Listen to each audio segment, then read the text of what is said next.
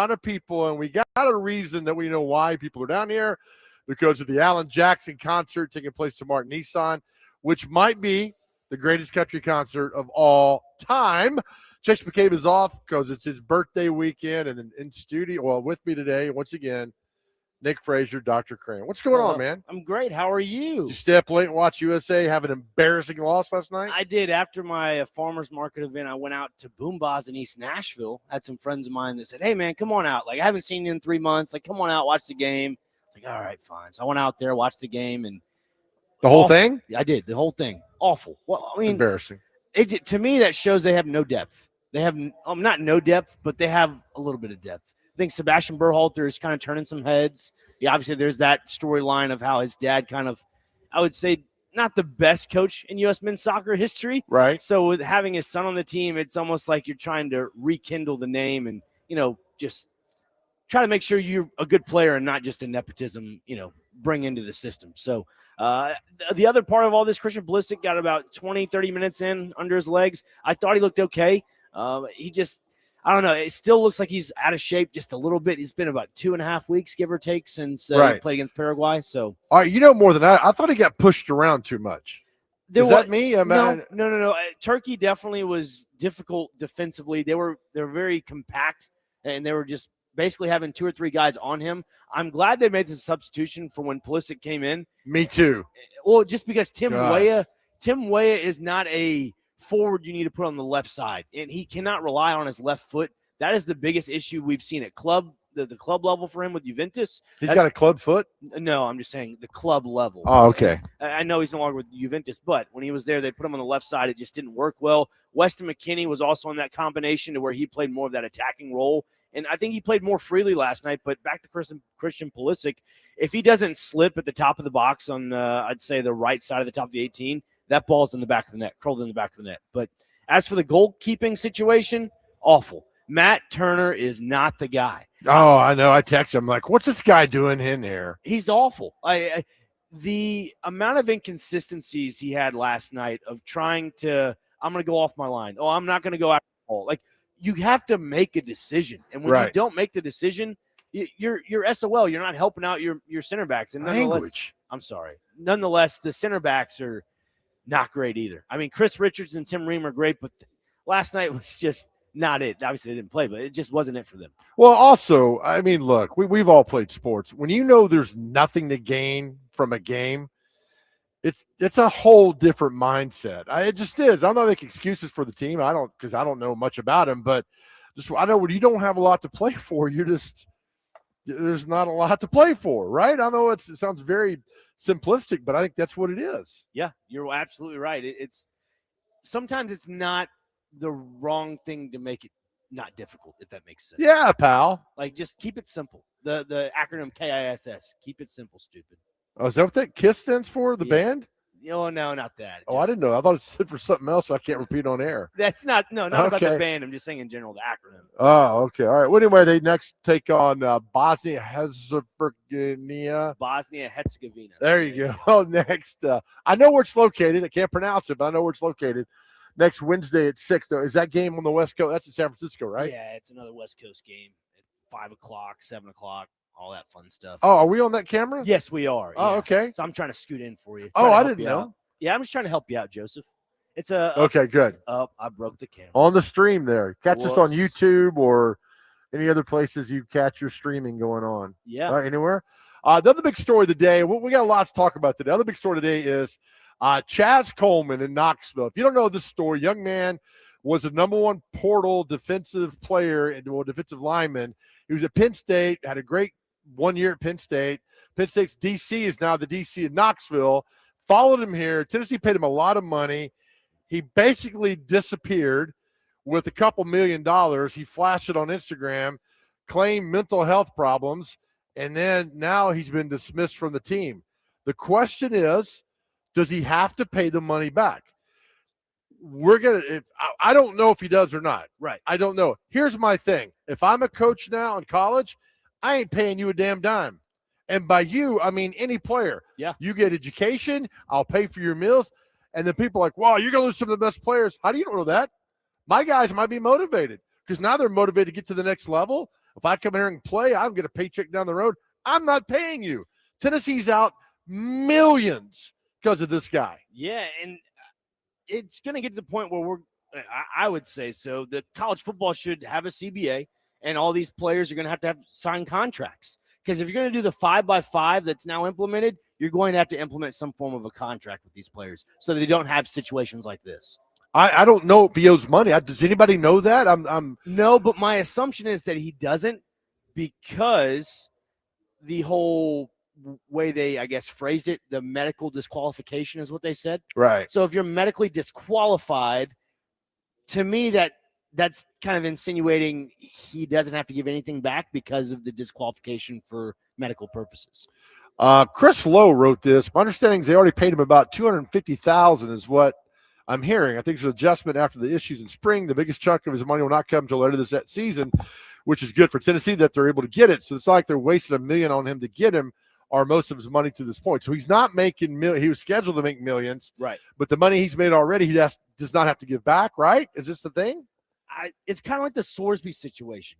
Whatever money he made before he left Texas Tech and all this stuff that unfolded. Right. I think this same thing applies for Chaz Coleman. I'm not paying you. Wouldn't you say so? I would think so. I don't know. I'm not paying you. I'm not paying guys. Call me an old man. Call me out of the loop. I don't give a damn.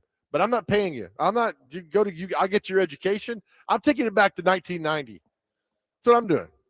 If you want to come here, if you don't want to come here, and you don't want to play because I'm not paying you, go someplace else. But you know what? You're going to find guys who want to play. You're going to find guys who's like, all right, I'll go there for a year, give everything I got. Maybe I can bounce out and get a payday someplace else. If you know you're not going to get paid, that's 99% of the problem's gone right now. Yeah. Call me an old man. I don't care. No, but you make a valid point. There's no need to pay these players millions of dollars before they step on the football field. It's not. There's no reason for it. If they're that good of a player, they will, I'll use an NBA example. Jalen Brunson. He left $100 million on the table so the team could put all the extra money towards a better roster. The same thing applies in this situation. Okay. Chaz Coleman, there was no need for him to take that much money. I mean, nonetheless, Tennessee offered it to him, but there's no need to have all of that money basically handed to you before you even step one down on the football field. It just makes no sense to me. All right, Nevada Josh, they didn't give him all the money. It was a back-end deal to where he had to be on the field through October, November to get the rest of the money. Okay, all right. But there he's due millions if he played. But the money he got up front, he gets to keep. That's part of the deal. So the famous words of Nick, UT is SOL. 4269 says, yeah, Joe, you wouldn't get any recruits. That's fine. But you guys are missing the point. Guys want to play football, yes, right? And if you go there, it's like you come here for a year, you might get bounced out and go make millions someplace else. I'll give you an opportunity. If you know you're not going to make any money, that's fine. That takes the problem, the problem out of everything, and then you go on and play. And again, 99% of the problems are happening. I'm not paying you. I'm just not doing it. Nobody's asking me, but I'm going to tell you, I'm not paying. Here's my question I posed to you, Joe, and it's about Josh Heupel. Okay. Josh Heupel defended Chaz Coleman's situation since the beginning of this entire story. So what I'm trying to ask is, when it comes to Tennessee, and if Chaz Coleman does have to give some money back, does this go to the courts? And does Josh Heupel's words go against Tennessee in this case? Because Coleman can say, well, I had a coach backing me through all my medical disqualifications. Like that's what I'm having a hard time grasping, is like, if he does have to give money back, does the words of Josh Heupel hurt the program because of that? No, I don't think so. I'm on Heupel's side of all this. I mean, this is just a cautionary tale of watch out what you're doing. I mean, this young man now lost millions. Here's the quote I'm trying to bring up here. Yeah. It says here from Josh Heupel, Chaz has been dealing with some things, and we're here to support him. We'll continue to go through the process. End quote. That's Heupel. So hearing the word support for Chaz Coleman from Josh Heupel, that's what I'm concerned about for Tennessee, is that he supported him through this. So if it were to go to court asking the money back, then that kind of, you shot yourself in the foot. I think they're just say $250, take care, goodbye, be done. I'm on Heupel's side on this. I'm sorry. I'm on the coach's side for all this. I mean, that's just take your money and be gone. But it's a cautionary tale, man. And I'm glad they're able to redo it for the back end, that he's not going to get all the money unless he played in October, November. Right. It's just terrible. I just don't. I mean, it is. You played, I played. We'll talk to Chris Sanders. It's a gift to play football. You're playing a kid's game. It's a gift to have the talent and the athletic ability and the size and the strength to play football. I mean, not everybody's granted that. And Chris Sanders has talked about, you got to love the game, man. If you don't love it, goodbye. This guy's like, goodbye, and took 250 with him. So he only had 1 sack last season with Penn State. Chaz Coleman. But he was a terror in other ways. I mean, he was really, really good. That's very true. A disruptor of the offensive line for sure. Whoever's trying to log into my Apple account in Bangladesh, good luck. There's nothing there right now. Is it happening again? Yeah, Apple account sign-in requested. I'm not going to allow that. Okay, good try there. You should probably change your password. No, I'm not. They don't get in. Okay. They try to hack that. I got like 9-factor authentication on all that. 2-factor authentication. No, I've got more than that, pal. Good job. You watch it. I got more than that. I'm proud of you. All right. All right. Our question of the day is, we're having fun with this question of the day. You know, we already did the Alan Jackson concert. What's your best concert? We got all that stuff. 615-737-1025. Our question of the day is, you have 10 minutes inside a store. You have $10,000. What store are you going to? You've got 10 minutes inside a store to spend $10,000. What store are you going to? 615-737-1025. Dr. Crane, what store are you going to spend 10 grand in 10 minutes? It's easy. Dick's Sporting Goods. Oh, okay. I can go in there, buy 2 pairs of tennis shoes. That's by I don't know, $140 a pair for nice ones. Go over to the weight rack. Go buy a $2,000-$3,000 weight rack, the foldable ones you put up on the wall. Okay, I'm liking this. All right. Then you get the cast iron weight plates I was telling you about. Yeah. You can go the cheap route, Facebook Marketplace, whatever. Not or now. you can get the nice ones from Dick's Sporting Goods. Okay. And say, hey, give me the nice weighted plates, cast iron plates. Those go for about $300-$400. Depending on if you get the full set, that's another $1,000. So we're at what, $3-4 grand right now? Okay. I mean, go get an Olympic bar, 2 or 3 of them. Get all 10 minutes. I'll get all the cool exercise dumbbells. Get all the awesome treadmills that have that little dip in them so it doesn't hurt your insole, your foot. Right. That's another $2,300. I mean, we're almost at $6 grand at this point. Okay. $5 to $6 grand, and then I can go spend it on the rest for clothes. Get all the nice athletic wear I want. Go and purchase that for $2-3 grand. I wish I had this answer. I can't copy your answer. Really? Now. Yeah, I like this. You'll get 10 minutes. Oh, to do this. 10 minutes. I could close down a store. Okay. Dick's Sporting Goods, that is. I could close down a store. Okay. All right. For me, I'm going to Publix, and I'm going to absolutely take every steak, chicken, everything, and salt and everything. I'm spending $10,000 in Publix in 10 minutes. I'm going to load up. Remember that thing back? This is before you were born. It's all right. You go inside a store, and he had like $2,500 in 2 minutes to get as much as you can. And I'm going to Publix. Oh, that's on the Food Network. Guy Fieri did something like that. Oh, was it? Okay, yeah. Where you go into a store, spend something in 2 minutes, and you're done? Yeah, that's it. And you had to make a dish. Yeah. I'm not making a dish. I'm just taking on. I've got a little freezer at home, so I'm going to take $10,000 in steak and food and everything and put it in the freezer. Because I read today, you can keep that stuff good if it's frozen for 6 months. So I'm spending 10 grand inside Publix. Red, what are you spending $10,000 on, buddy? Man, the Frazier's answer was just so good with Dick's, because I honestly would just want to spend it all on golf stuff. I think I would just want to get as much new top of the line golf equipment as I possibly could. I think Scotty Cameron. Yeah, Scotty Cameron putter. Just the newest driver I could possibly get. But see, Frazier's answer was so good because you could basically build yourself a home gym with that, and then get the golf stuff on top of it. Yeah, I like it. Yeah, I wish I could have taken it. So, but Red, you got to go to a different store. So I have to go to a different store. Like Academy? Yeah, that's true. Is that a cop out answer? No, that's fine. Yeah. Okay. Cool. We'll say Academy. I'll get some outdoor stuff too. I can get some camping stuff. All right, $10,000. You guys get good answers. I'm eating. I mean, we know who the fat guy is here. I'm spending. Or you could go.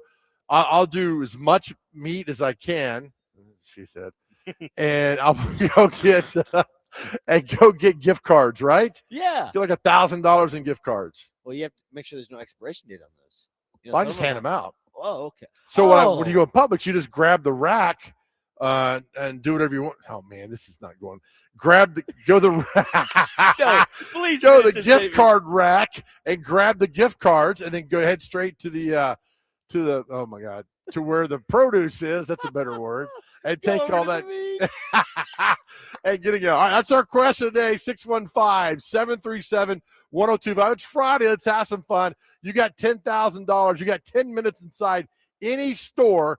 What store are you going to? We're live today at the Bet MGM Lounge here outside Bridgestone Arena. Today's NHL Draft. We'll talk to Max Hers at 1:30 today and get you the very latest what's going down. Chase McCabe on vacation.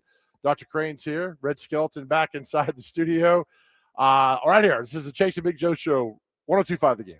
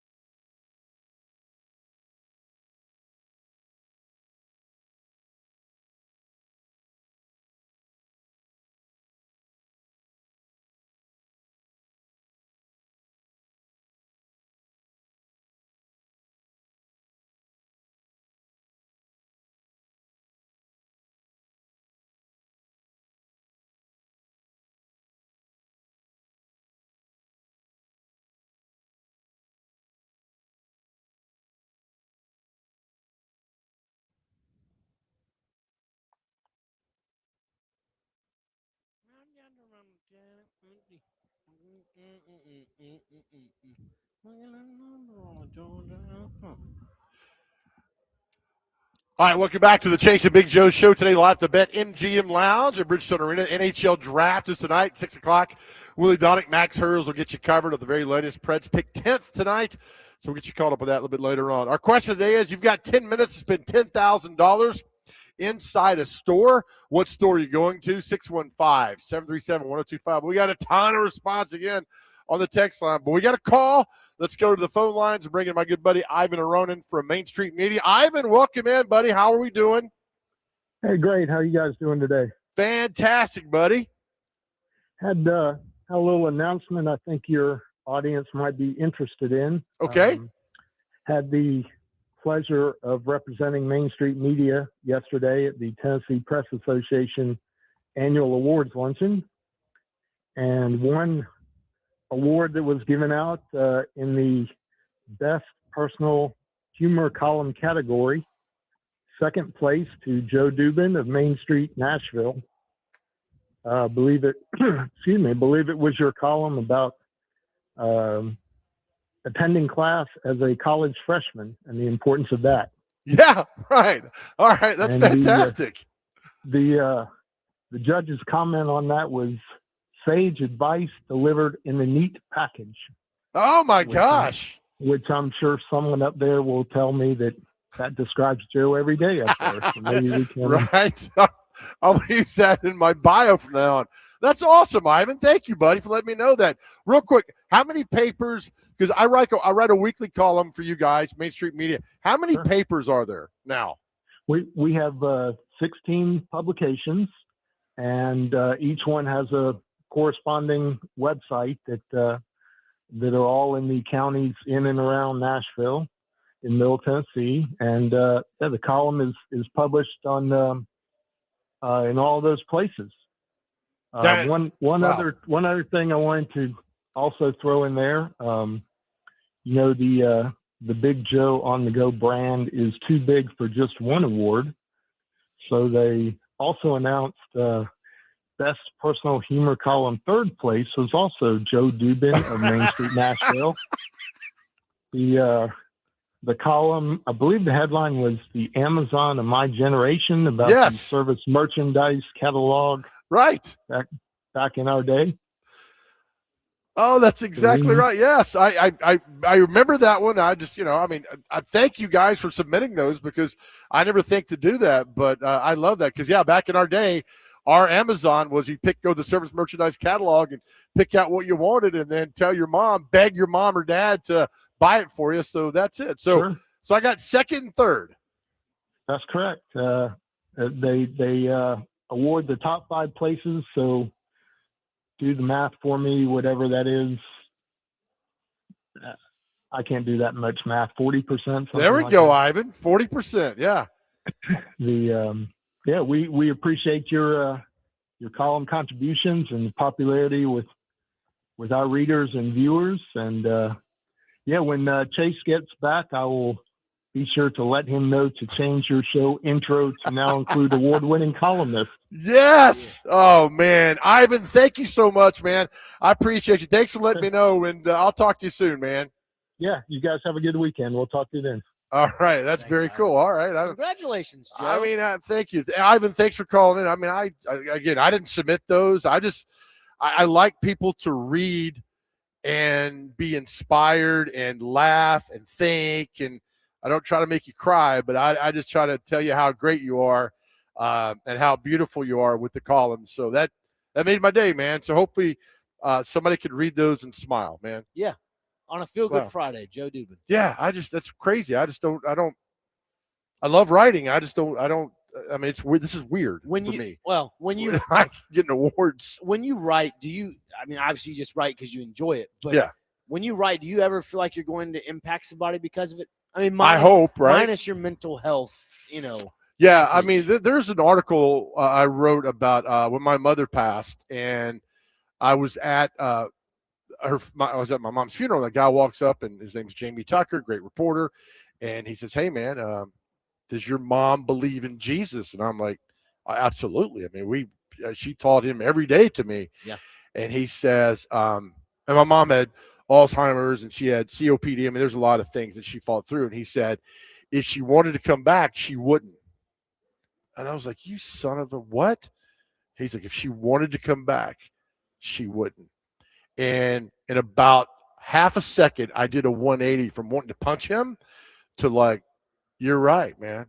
And so to see her healed and no more pain, because boy, my brother and I mean, for years we did everything we could to help her. And so that she was free of pain was powerful to me. So I wrote a column about she wouldn't want to, and that was a column about being sad that if your parent passed away, or brother, or whoever, your child, that they wouldn't want to come back because of the glory they're seeing, right? Yeah. Right? Would you want to come back in that body after what you're seeing in the glory? And and we firmly believe in God and and that's us. You believe whoever you want to. I don't. It's up to you.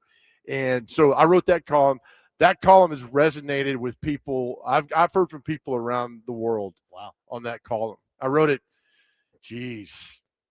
Wrote that column 10 years ago, and it still resonates with people. But I didn't write it like, look, I feel sorry. I wrote it to give you hope. Right. Like, I know your grandpa passed away, and he was the world to you. Oh, yeah, better and perspective. So he's healed, right? I mean, Yep. he's good. 100%. He's healed. He's fine. And so that was the hope of giving people like, I know you mourn, and I miss my mom every single day, but to know that she is full and healed, I mean, that feeling is just overwhelming, right? I know we got away from our topic. No, but that's okay. Back to it a minute ago. But yeah, that was the whole thing of writing stuff. And I tell people the written word is still as powerful today as it was 100 years ago, 1,000 years ago, and on and on and on. And those papers do quite well. Nobody reads paper anymore. Incorrect. People still read, because I saw the numbers that people subscribe to those papers, and a lot of people do. A lot of people want to see young Nick Frazier's name in the paper, right? Or your niece or nephew, and people do that. But yeah, that's cool. And so I'm grateful to Ivan and Dave Gould at Main Street Media for letting me continue to write a weekly column. Happy for you. Congratulations, man. Yeah, I'm a little that's bit pretty freaking cool. Yeah, second and third, right? That's pretty cool. I didn't think about that. Take it back real quick, huh? Yeah, just in all. Now, how long has your mother been passed? 15 years today. And you said it took you 10 years to write? Oh, no, I wrote it. I wrote 10 years ago. So what? Isn't that crazy? In that 5-year window, what made you hesitate to write that? I didn't have a blog. Oh, so I got one. So I started writing, and then on her anniversary, 10 years ago, I wrote that story because I wanted people to realize that it sucks, man. Losing a parent. I mean, my mom was everything to me. It sucked when she died. I was pissed at the world. I was mad. Only 72. I was mad. I'm not mad anymore. And I would have a pity party for me on this day. Sure. And if my mom knew I was having a pity party, I mean, she would smack me into next month. And I was like, stop this. So I'm grateful for every moment that her and I were together. And you'll see moments like you'll understand with your grandpa. There's like, oh, remember when we did, and you'll forget about that. Yep. And a certain song or an aroma or a driving down a street will pop a memory in your head of your grandpa or maybe with my mom. Yeah. And it's like, oh, man. So I tell people to live in the second, not Friday, not Saturday, Sunday. I've always said tomorrow is the devil's word. Today is God's word. Right? Does that make sense? Amen. So live for today, man. Be gracious, be kind, open doors, smile. I mean, it's just all that good stuff. That's it. So yeah, you're spot on with it. That's thanks, Ivan. I mean, it's crazy. It's 15 years to the day of mine, and they get these columns to make. And the sage advice was, when I was a college student, I was the worst student ever, but I always went to class. Right? It goes back to your English teacher that said if you would focus on writing, you'd be a fantastic writer. I mean, I passed, but I always went to class. Right. So if I didn't go to class, I was telling them what would have happened. So they got an award for that. That's crazy. That's crazy. All right, we'll take a break. Sorry about that. We'll come back. Don't be sorry. Congratulations. Come on, Thank man. you. Our question today is, if you could spend $10,000 in 10 minutes in any store, where would you do that? 615-737-1025. The Chase and Big Show right here from the Bet MGM Lounge on 1025 The Game.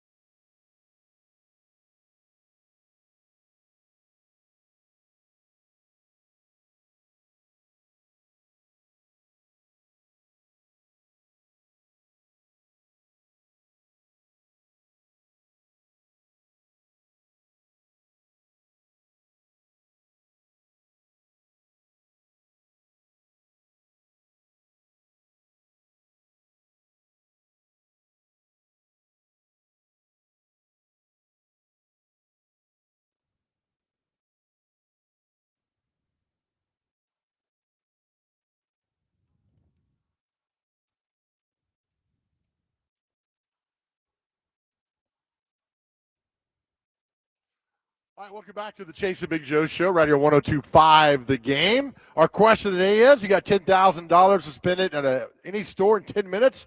Where are you going? Where are you going to spend it? And I think, Dr. Crane, I think you've got the winner on this one, because what you were going to buy at Dick's Sporting Goods with $10,000 in 10 minutes has resonated with many.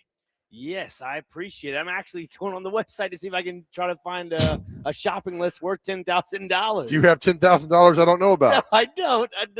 Not at all. I got Monopoly money. That's all I got. Oh, I think you do. No, I don't. I think you have all that right there. No. With that being said, so let us know, 615-737-1025. Hey, there's been a firing in Major League Baseball. I pay attention to baseball. Really? The Mets have fired their manager. It's about time.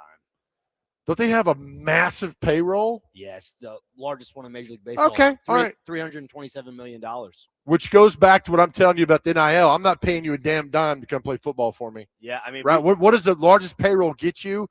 34 and 47 start? Well, if you go back and look, I think I would say maybe 3 years ago, when the Mets kind of were selling everything off and they were kind of rebuilding with Vientos and Francisco Alvarez. They had Pete Alonso still. They had Lindor still. They obviously still have Lindor. But there was a young core there where they could build around. They had Beatty. They were going to go for it for the most part. And then when they said, oh, we have an opportunity to win, they went out in the offseason and bought everybody. So okay, it didn't work out for them, and it's starting to not do that for them as well. I mean, you look at the Philadelphia Phillies, prime example. They move off of their manager and they go higher within, and it's Don Mattingly, and they've been pretty good since then. But you got to remember that was it's a different situation, because that team wasn't too far off from 500. This team, they're well below 500. I mean, it's one of the worst records in baseball. And so why are the Mets so bad? It's the Mets. Because guys don't give a damn because they're getting paid. The Mets are like the Jets. That's what they are, unfortunately. What do you mean? The Jets and the NFL are just dumpster fire. Whatever they touch turns to poo-poo. Because the owner sucks. Yeah. So same thing with the Mets, unfortunately. Sorry, TD. Sorry, Willie. But what are you apologizing to them for? Because they're Mets fans. Okay, I'm not apologizing to them. Well, team sucks. They know that. Okay, good. It's not their fault. Well, I mean, I'm not apologizing to them. Just saying. With all that being said, no, I don't. How are our Rockies doing? We're big Rockies fans on this show. You ready for this, Joe? They are 20 games back of the NL West front-running lead, which is 32 and 49. So they're down there. So they're still okay. The reason we laughed the Rock last year at one point, they were like 9 and 50, something awful, and we were like, why? Just pack it in, right? Just take care of yourself. Well, here's the funny thing about the NL West and the AL West. I'm sorry, AL East. Excuse me. Oh, I'm sorry. What am I talking about? Yes, the AL West. My goodness. You look at the Los Angeles Angels, you look at Seattle Mariners, that is a division that is so crazy, because the Mariners have a 500 record of 41 and 41. Right. And they're first in that division. Then you go look at the Los Angeles Angels at the bottom of that. They're 34 and 48. They're 7 games back from the first spot in the West. You then go over to the National League and look at the National League West, and obviously the Dodgers, they're at 52 and 29. Right. But you have the poor Colorado Rockies that are at the bottom there at 32 and 49. Hey, they're better than they were last year. Yeah, right? That's right. 615-737-1025. Let's welcome in David to the show. David, good afternoon. Thanks for calling in, buddy. How are we? Doing fine. Hey, people dying, especially like you're a Christian. People are like, when we prayed, he said if you pray, it will happen. Well, the way I've always looked at it is, God has told, whoever you're praying for, said, hey, they are praying for you to come back, and I'm going to honor that prayer because I said I would, but I'm going to leave it up to you. If you want to go back, you'll go back. If not, you'll stay. And then they said, no, I want to stay. Why would I want to go back? Right. Yeah, that's right. You're exactly right. Are you okay, David? Yeah, I'm just in the middle of downtown. Oh, I don't know if a power saw got you. Oh, okay. All right, David. Thanks for calling in, buddy. Thank you. Bye-bye. All right, David. Back to the phone line we go. You know who this next caller is? It's our favorite. Is it? Kenny? He didn't show. Oh, Kenny the mailman. No, a different guy. All right. Hey, Kenny. A different guy? Yeah, he's trying to compare you to Clay. No, sir. Hey, you talk about my mama. No. You talk about my daddy. Don't you compare me to Clay. What's sorry. happening, man? I'm so sorry. Everybody take a deep breath. Listen, I am so happy and so thrilled that you've been recognized for your writing. I know it. I encourage everyone to order your books. They're not expensive. They're an easy read, but they're fun, first of all, and they're inspiring. Every now and then, Joe, I will break out a story in my Sunday school class because they're real life stories of things that happen to real people. So get Joe's book. My favorite story is when you went to the veteran cemetery. In a minute, if you will go over that, who you met at the veteran cemetery. But let me share with you, almost all my family's gone. I hardly have anyone left anymore. And there is, there's a sadness there. But I had a dear, dear friend said, all of y'all have taken communion in church, right? Yep.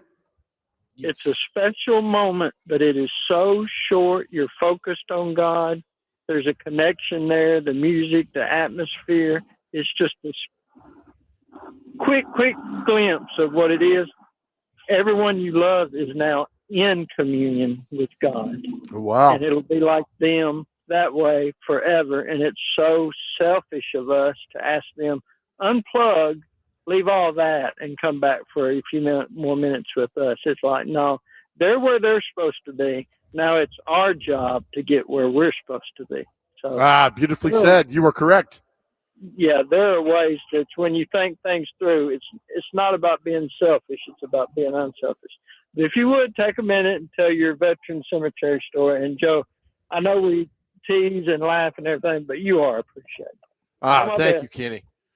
Thank you. Yeah, real quick, I was working at Channel 2 at the time. It was Memorial Day, and I had to go do a story. And we went to the cemetery in Madison, the veteran cemetery over there, and this huge biker dude comes up. I mean, he is everything you think a biker. 6'6", tattoos, beard. And my camera guy says, I bet you will go talk to him. I'm like, I bet you're right. Then I'm starting to think, you know what? Something's telling me to go talk to this guy. So I walked over and I said, hey, excuse me, who are you here visiting? He said, I'm here visiting my father. And then about the next 10 minutes, he talked nonstop about how he let his dad down, how he was this and that. He broke his dad's heart and everything. He let his father down and on. And then one day he found Jesus and turned his life around, had kids, and he goes, my father never got to see this. He was a World War II veteran, and but he never gave up on me. He never gave up on me. He always loved me. And I broke his heart every time. And he just went on, and we interviewed him. And as I'm leaving the cemetery, he says, hey. I was like, oh, God. Oh, yes, sir. He's like, thank you for asking, and tell everybody to always ask. Always ask. We want to talk about them.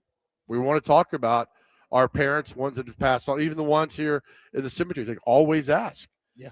And so I wrote that story. It's in my book. And it's like, always ask. Always, and to see this guy cry, and huge guy crying, talking about his father, how he let him down. It was just, I don't know, man. It's life. It's beyond sports. It's beyond anything that we talk about here of Cam Ward and the Preds and U.S. soccer and everything. It's life, man. And so always ask. You see somebody, always ask right there. Absolutely. And that's, my dad's side of the family, his mom and dad both served in armed forces, Air Force, Marine, and I never got to meet my grandparents on that side. Yeah. So I asked my dad about that, and he gets choked up about it. Right. So that's why, I hesitate because I don't like to see him sad. Yeah. But into the case of this biker, you always want to make your parents proud. Yeah, and right. I think that's the sense. Well, think about this. You talked about your grandpa, won't you? Oh, yeah. Right? So it's that simple. Always ask about with people and things, and they want to talk about it. And also, too, yes, you can learn stuff in the history books, but when you hear someone's own personal story, it creates that just concrete connection. And that's what really is missing, personally to me, in today's day and age of America, is these personal stories passed down by mouth. Well, they say a soldier dies twice. Once when he physically dies, the second time when we stop telling their stories. Right. So we never stop telling their stories. All right, we'll come back with more right here. We're having a very retrospective day on the Chase and Big Joe, which is fine. We need these days like this, right? Chris Sanders at 1 o'clock, Max Hers at 1:30. The NHL Draft is tonight, 6 o'clock tonight. Max and Willie will have all the action from here at the Bet MGM Lounge to get you ready for tonight's big night for our Nashville Predators. Back with more right here on 102.5 The Game.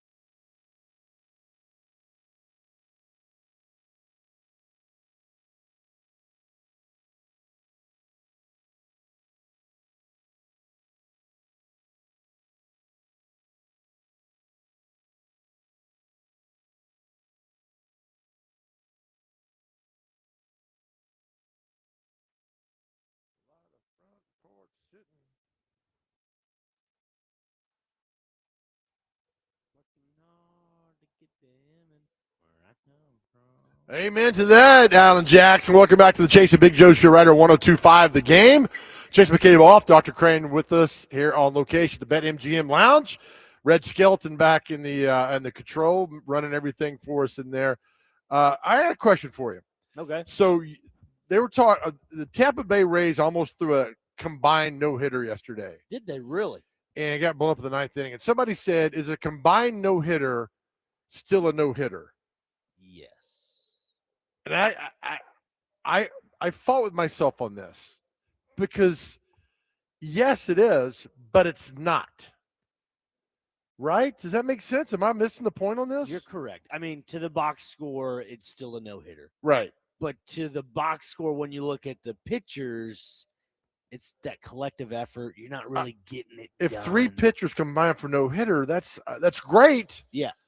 But I just don't think it's. I don't know, man. I don't know where I land on that. I mean, if a guy does it, one guy, that. I think we demean a guy who does it with 3 guys who do it. That makes sense? Yeah, I would give more credit to the combined no-hitter than the regular no-hitter. Well, I wouldn't. I know it sounds kind of weird, but you look at that and you say, I have a solid middle relief, I have a solid closer, and I had a really good starter. Now, nonetheless, whatever happened to the starter, if, he hurt his arm or something, maybe that's the case. Okay. But when you have 3 pitchers that come into the game to complete a combined no-hitter, right, that right there shows you have depth. That's fine, but I think you demean Nick Frazier going 9 innings, having a no-hitter over 3 guys combining to do it. Now, just think, You bring up a solid point there, because if the pitcher's in his flow state, if he's really feeling himself where he's getting strikeouts after strikeouts, or if he, this is the issue I have with major league managers right now, is if there's a no-hitter going on and the pitcher throws a ball or walks a batter for ball 4, then they hesitate. And, of course, the pitch count's getting to the 70s, the 80s, and you're probably in the 6th or 7th inning. No, let them go. That's the issue with today's day and age of baseball. Right. As you go back and look at the 80s and the 90s, those pitchers are throwing 120 pitches a game. Okay. Whereas you have the pitchers now, they're maxing out at 100 pitches per game. I get all that. I'm fine and there's with more that. science to that. I understand. Right. But if a pitcher is really feeling himself, let him go. Let him ride it out. I agree with that. Because it's only going to take 7 more days till he's back at the top of the rotation. That's right. All right, let's go back to the phone line, 615-737-1025. Doug in Dover on our question of the day, which is, you got $10,000. You got 10 minutes in one store. What are you doing? Doug, what are you doing? Lowe's all day. I'm Yeah. surprised nobody's mentioned it. Nobody's I'm going mentioned straight to it. Lowe's. Yeah, I am dropping $5,000 on a new zero-turn mower, then walking through the door, going straight to the tools, grabbing the baddest toolbox and filling it with as much tools as I can that till at 10,000's up. Man, that's a great answer. I chose food. That's a great answer, Doug. Getting the zero turn. I should have thought of that. That shows you how smart I'm not. And Joe, I'm going to tell you a quick service merchandise story, which is going to date me. When I was a kid, I used to thumb through that stupid catalog. And believe it or not, there was a service merchandise store right across the street. I used to go to it and walk around and gaze at everything. One time, I saved up all my allowance. And are you sitting down, Joe? Here it comes. Yes. This is going to blow your mind. I bought a digital AM/FM clock for $30. And my parents thought I was nuts, insane for it, and stupid. That's when they first came out. That's my service merchandise story. Oh, I love that. That'd have been in the catalog too, man. And go that. So I said the service merchandise catalog was our Amazon for all us old people growing up. Just dreaming and looking at it. Yep. That's it, Doug. Man, that's awesome. Thanks for the call, buddy. Appreciate you. Yep. No problem. All right, Doug with the zero. Why didn't we think of that? Would you like to have? You got a zero-turn mower, don't you? My dad does, yeah. Yeah. See. All right, so that's why you went to the sporting goods store. Yeah. I don't have anything. My dad I has just want to eat. He has a nice zero turn, and then he also has a walk behind. And my dad does is he puts a 2x4 up, sharpens his own blades. He's a real true handyman. Sounds like kind of what I've learned. Do you know the zero turn is one of the most stolen items around? Really? People love to steal the zero turn. That happened last year with Lawson Baseball, wasn't it? That's right. The guy backed his trailer and took all the equipment of Lawson. Kobe Ginsburg. Yeah. I remember that. Took the zero-turn mower, was gone, man. Did they find it eventually? Yeah, because social media. Yeah. Everybody shared the post, and finally somebody saw it in some guy's yard and went and found it. Could you imagine getting your zero-turn stolen? It happens all the time, I hear. How mad would your dad be if the zero-turn was stolen? Oh, there would be some Right? profanity said. Oh my goodness. I'll say profanity, but I hope there's some ass being whipped. Oh, 100%. Yeah, right? My dad loves his trailer. And by all means, if somebody were to take that trailer with all of his stuff in it, I honestly, he might cry. I'm not saying he loves that more than my mom, but that's his Pretty baby. close. It's up there. It's up there. Tony doesn't play. No. He likes putting the stripes in the yard. He likes doing the edging, all that fun stuff. Tony Crane doesn't Yeah. play around. He cuts 13 yards every weekend. Does he? He does. 13? 13. Could you build a deck in a month if I gave you all the – you Right. could build a deck? Yeah. If I can put a roof on an extended patio, yeah, I can build a deck. Are you serious? Yeah. God. Can I have one helper? No, you do it by yourself. Yeah, I can do it myself. Do you think that Little House on the Prairie think Michael Landon had a helper? No. No? With the worst TV show of all time, Little House on the Prairie. By the way, they're taking over the Opry in September. Really? Yeah. Who wants to go see it be a depressed – Opry's great, but I don't want to see a depressed TV show on that stage. The worst TV show of all time. Nothing comes close. I have a joke, but it's not appropriate for radio. Maybe it's appropriate for off air. It is appropriate for off air. Go ahead. We're not on air right now. Red texted me. We're off the air. Oh, are we? Yeah, go ahead and take. No, I'm not. I'm not. Yeah, y'all are good. Y'all are on here. You're fine. All right, we'll take another break. Coming up next, Chris Sanders, Forever Titans wide receiver, will join us. As the Titans they've broken for camp, and they is that the word? Broke for camp? Broken for camp? Broke for camp? Took a break from yes, camp? I take a break from camp. I don't know, whatever.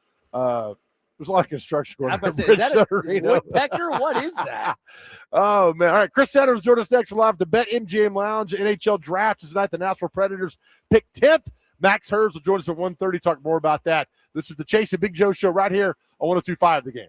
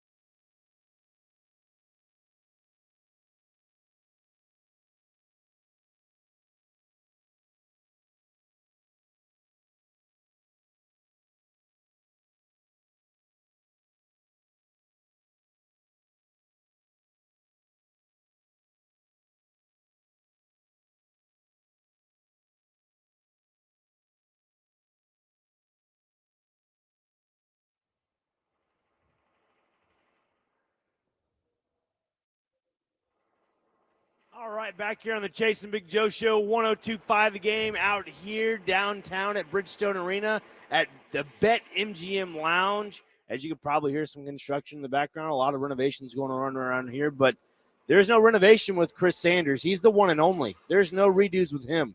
Forever Titans wide receiver Chris Sanders joins us now on the Chase and Big Joe Show.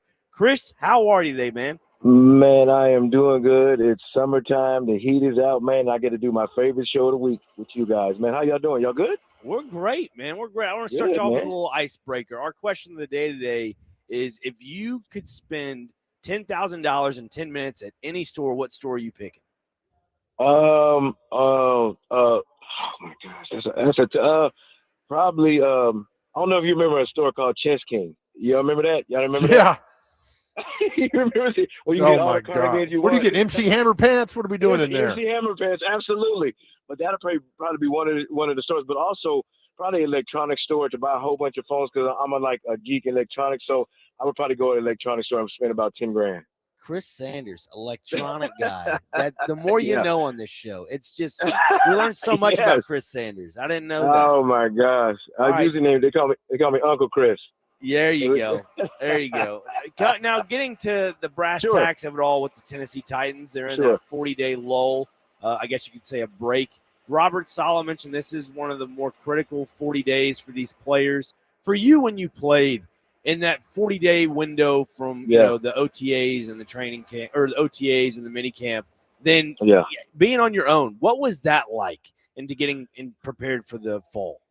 It was, to me, it was business as usual, because even though you have a break, you still have a job to do, because at the end of the day, you don't want to come in camp, out of shape, not knowing the playbook and just kind of doing your own thing. You see that happening to so many guys, because they think that, okay, we have a break, but that doesn't mean you take a break. You still got to go do sprints. You still got to study your playbook and also be a father, a husband, or whatever you do. So the thing about it is, you want to have balance, but you still have a job to do, because just say if Cam, did all the things in OTAs and mandatory camp, he did all those things, and then for like 2 or 3 weeks he did nothing. Now he's going to revert back to what he did last year. So you still have to be a professional. You still have to do your job, and you have to come in camp, not just there, but you have to come in camp ready. Yeah, Chris, what changed for you from year one to year two in that 40-day window in the offseason? Because obviously Cam Ward's going through something here. I'm not saying going through anything terrible, but I'm just saying in general, from your rookie year, you were in a different system under Brian Callahan. You had Nick Holtz. Now this year, you have a new head coach in Robert Saleh, new system, and you just learn a new verbiage with a guy like Brian Daboll on his offense. I think for Cam, from year one to year two, I just think that we know he's an athlete. We know he can make the throws. I just think that people are panicking because he hasn't been accurate. And I'm going to tell you why he's been accurate is because he's still trying to learn the verbiage. He's still trying to set the front. He's still trying to understand what the coach wants. So I just think that from year two, just get the verbiage down. Because when you get the verbiage down and understand where guys are at, communicate with your receivers, communicate with your offensive line, and put them in position to be successful, I think he's going to be okay. So I think from year 1 to 2, it's just understanding what he wants from Daboll, and I think he's going to be successful. Talking to Chris Sanders, Forever What's Titans up? wide receiver. What's up, buddy? What's up, my guy? I called you last week. You still didn't call me back. Unbelievable. I don't answer the I phone. called you twice. You called I me? know. Hey, yeah, they're like, hey, this is Big Joe. I got you. I'm like, what are we doing? Yeah. No, you called. I didn't know that. I called you. I called you last. I called you 2 days ago, and I called you last week.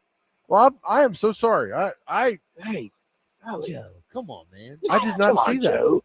Hey, on, Joe. Chris, I'll answer the phone. Don't worry. Okay. All Right, thank he'll you, get sir. the phone call coming in there. With all that being said, Chris Sanders is with us. This Brandon Ayuk thing that's going on now, he's with the 49ers, works with the Commanders. What do you like to sit down and talk to him? Listen, you don't let your emotions get to you. I mean, I understand that you want to get paid. I understand you want to get traded, but do it the right way. I mean, because back when I played, the social media didn't really give you a voice to express your opinion. I mean, that's what it is. I think for him, if I could sit down and talk to him, I would tell him, do this the right way. Go to the organization and say, okay, you know what? I'm not happy here. I want to go to a different team or go to the Commanders, wherever you want to go. But when you start shouting, when you start screaming, when you start yelling, and you start disrespecting the organization, you better be careful because you just might need it one day. So I just think that just do it the right way. When we talk about being a professional is not just finishing a sprint. Being a professional is being a professional on and off the field. What does that look like? When I got a situation with my team, go to them face to face and look them square in the face and say, "This is what I want. This is what I need, and let's make it happen." That's what I'm talking about. Yeah, great point. If I'm Washington, I'm like, I don't want this guy. He's going to do this here. Listen, if you're screaming on the internet and you're doing crazy stuff, why would I want you in the locker room? Because you're going to do that if we're in the game and you don't get the ball. I mean, you want guys that want to be here. You want guys that want to be coached. And if you're Ayuk, and listen, I'm talking about the football player. I'm not talking about the kid. But when you're Ayuk, you know, you're screaming, you're pounding on the table, you're getting mad, you have an attitude. I don't want you on my team, period. That's just how I kind of look at it. No, I'm with you on that. And that's, when A.J. Brown in 22 was like, trade me or pay me and all that good money. Right. I mean, he didn't do that. I mean, he didn't go to the internet and say all this crazy stuff. So, I mean, there's ways to approach the situation. There's ways to do it. But this is just this is crazy. It is, but here's what you do. It's like we talk about, okay, let's be a grown man. All you got to do is walk to his office or to the general manager, the head coach, say, listen, I'm not happy here. I want to go somewhere. I just need a fresh start. The organization is going to keep it hush and just make sure they get you what you want. But when you start screaming and yelling and, pounding your chest and making fun of the team, and I mean, you just don't do it like that, because you better believe if you go and get hurt, no team is going to want you. So you got to be careful with the things that you say. No, exactly right. There's an article on ESPN.com about coordinators and new coordinators. When Les Steckel, you're really tight with him. When you found out he was leaving and then Heimerdinger was coming in, I mean, were you like, oh God, did you call people? Did you know him already? Because I look with the thing with Brian Dable with Cam Ward. I mean, all right, it's a whole new thing. It's like, all right, how do I know this guy? What do I know about this guy? Do I need to call people who played for him? What was your approach? You know what? I was sad that Coach Steckel was moving to a different position, because I love the relationship that we have. Yeah, he taught me about football, he taught me things, but he also taught me about life. So now I got Heimerdinger, who's totally different. Rest his soul, I love him.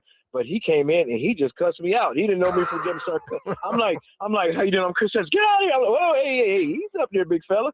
But once I got to know him, I knew that was his coaching style. Les Steckel was a mild guy. He yelled at me once in my career with him, but I had to adapt to Coach Heimerdinger screaming. I had to adapt to what he wanted. I had to adapt to the technique that he wanted me to use. But with Coach Steckel, he was more of, Chris, I need you to get this done. I need you to block the safety. I need you to, lie with your eyes. I need you to run, look, all the things he taught me with his receiver, as opposed to Heimerdinger, he's going to scream at me more. So I had to adapt to the different coaching styles. That's interesting. Would the Chris Sanders player be able to play in today's game? By meaning, the receiver's been asked to do so much. When you play, it's like, just go. Would you be able? Yeah. I'm sure you would, but because when I played with the Tennessee Titans, it was our identity was Eddie George, run the ball, and we catch the pass once in a while. But now you got a situation to where you have a lot of RPOs. You got a chance to catch the ball or get attempts like 12 and 13 attempts a game. Heck yeah, I would love to play it. It's not always throwing the ball downfield. It's the RPOs, catching the hitches, the slants, the choice routes. I mean, I would love to be in this offense. Me and Dyson talk about it all the time. Man, if we would have been in this offensive era right now, we probably would have caught about 100 balls, just like Robinson did it with the Giants. Oh, I love that. Let me ask you. Chase and I would have had this conversation, and we were gonna call you, but we ran out of time. About the arm of Steve McNair, right? People to me, the best arm I've ever seen just throwing a football in practice with Heath Schuler. He had the best arm I've ever seen. Now, that never translated to a football game, whereas Steve McNair probably didn't have the strongest arm, but he had probably the best arm when he needed to have the best arm. Does that make sense? Yeah, it does. I'm going to give you a perfect example. We were playing in 1998. We were playing the Arizona Cardinals, and I'm in a slot, and I run like a go route, and he throws a dime. I mean, when I'm in stride. It's like he just grabbed the ball and put it in my lap, and it was a dime. And the one thing I love about Steve McNair is when he came in, he wasn't always the most accurate, but here's what he did is he learned how to be accurate. He learned what to do. He understood his reads, and once he understood that to where, okay, I'm gonna give you a perfect example. If I'm running a shallow cross, I don't need to throw it 100 miles an hour. I just got to throw it to where the receiver can catch it. So once he understood that, then the accuracy came. Then he understood how to, the ball placement. And that's why later on he became, the co-MVP. So he understood how to develop into that passer and become that great man that he was. That's interesting because I'm a big Dan Fouts fan. He talked about playing with Don Coryell with the Chargers, and Fouts was told to throw to a spot, not to the receivers, to a spot. And if the receiver didn't get there, that's on the receiver. And you're telling me it's kind of like Steve did. Steve knew where the ball needed to go. You had to get your butt to where the ball was going to be, right? Yeah, but see, the thing about it is, just say if I'm running a post route, he takes a 5-step drop. When he hits that 5th step, the ball's gone because you don't have no time to think. So when you're getting up to the line, I'm going to take y'all through some offense real quick. I'm looking at the contour of the defense. If they're cover 3 or 1 high, 2 high, whatever it is, the safety comes down, he automatically knows I'm going to the post. So he knows that when he takes that 5-step drop and I give my head fake, when I give my head fake, the ball's gone and I got to run to the spot to where he throws it. Why? Because he's throwing it to the post and throwing it to the spot where what? Like you said, I'm supposed to be. And that's what makes Max so special.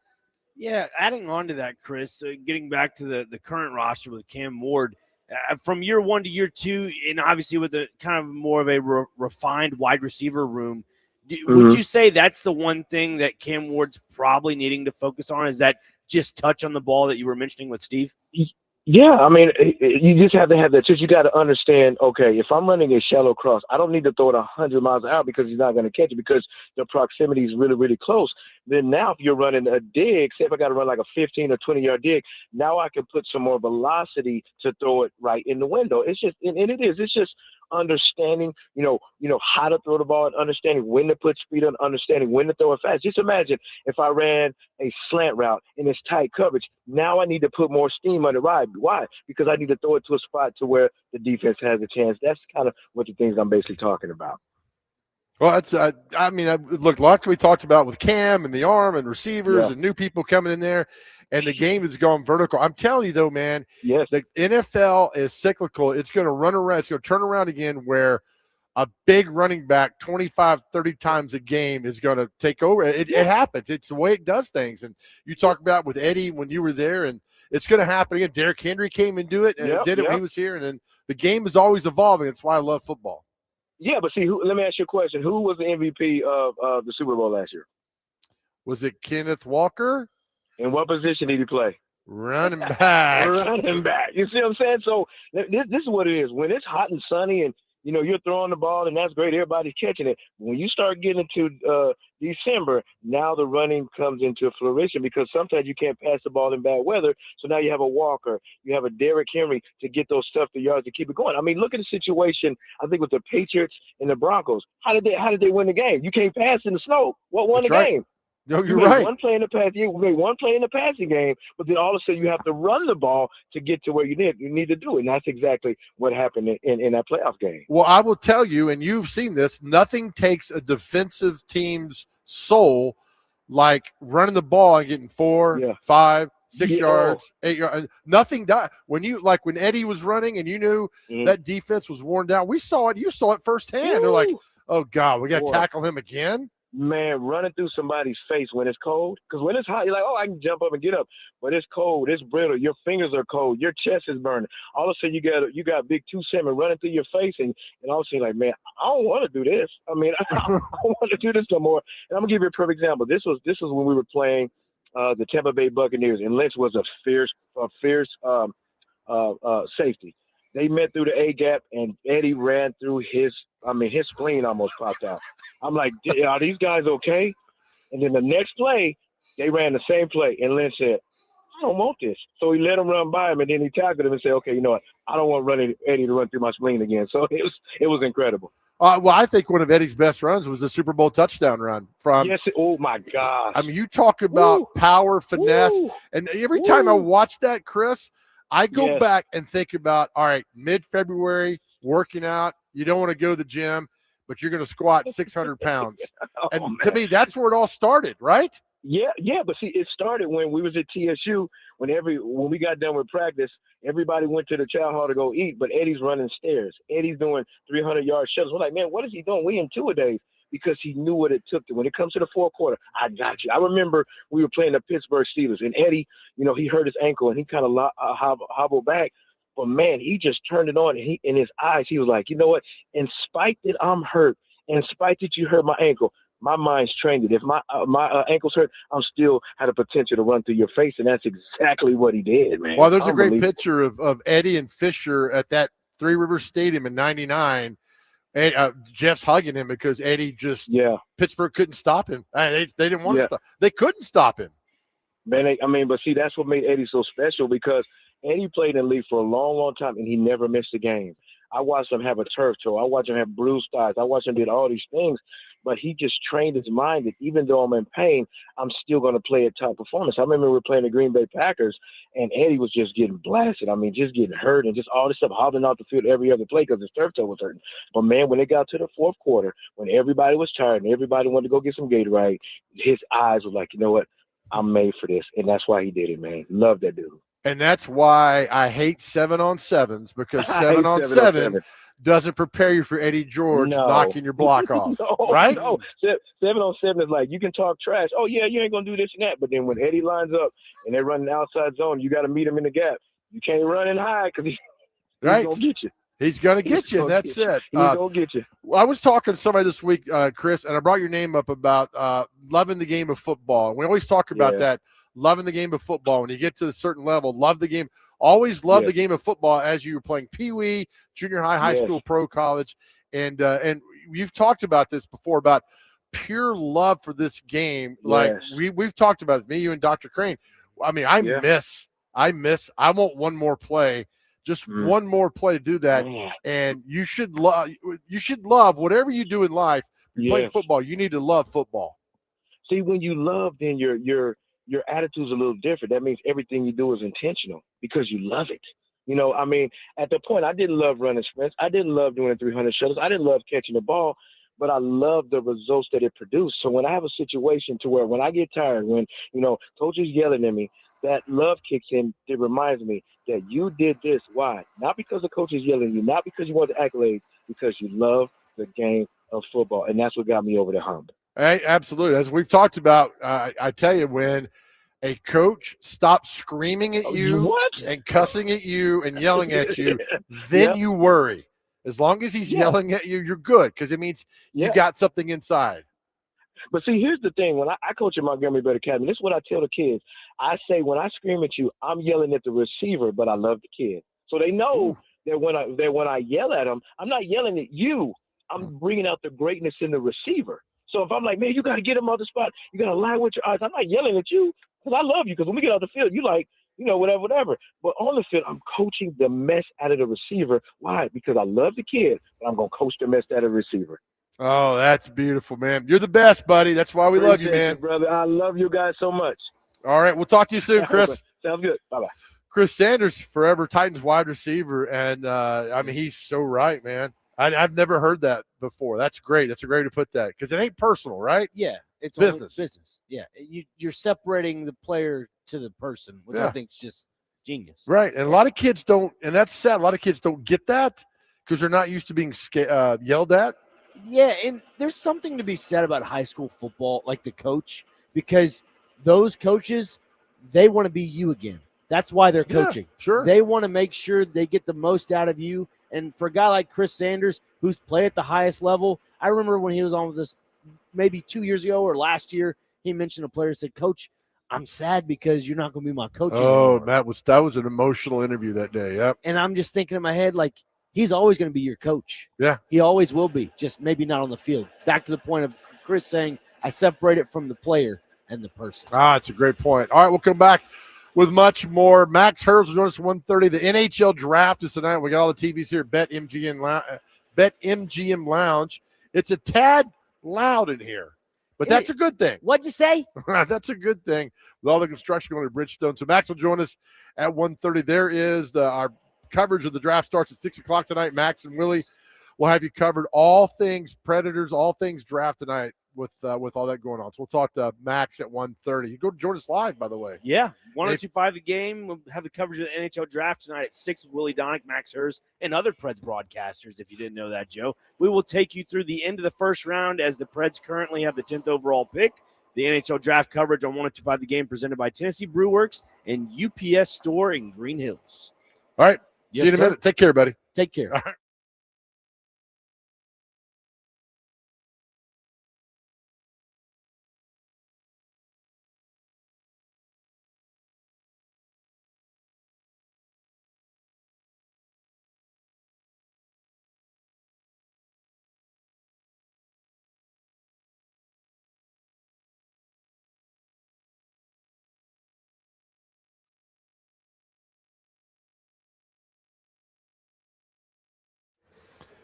Hey guys, Big Joe here. Listen, it's our time to talk about mental health. We do it every show, every day on the Chasing Big Joe show because it means the world to us and to our guys out there. If you are struggling, know how much we love you.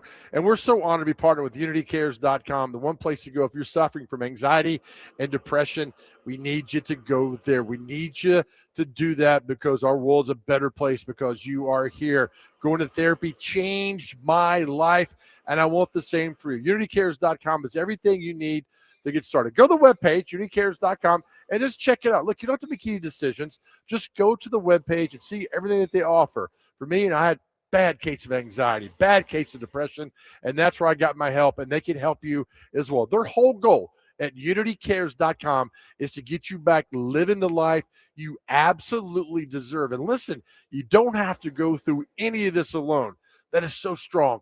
You don't have to go through any of this alone because unitycares.com is there with you. They're based right here in Middle Tennessee, right, not some faraway place. So these are people in your backyard, in your neighborhood, in your community that want to see you do well. And they offer telehealth.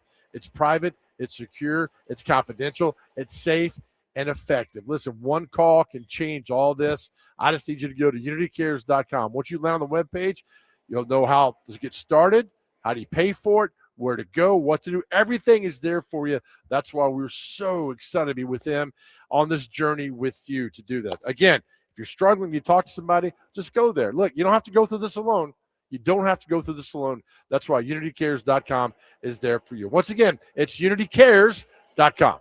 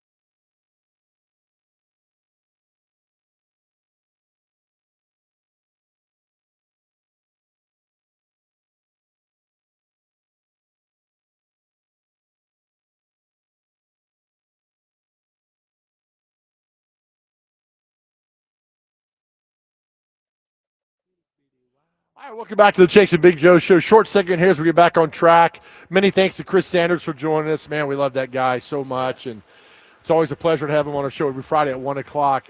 Max will be with us here in just a little bit with the NHL Draft tonight.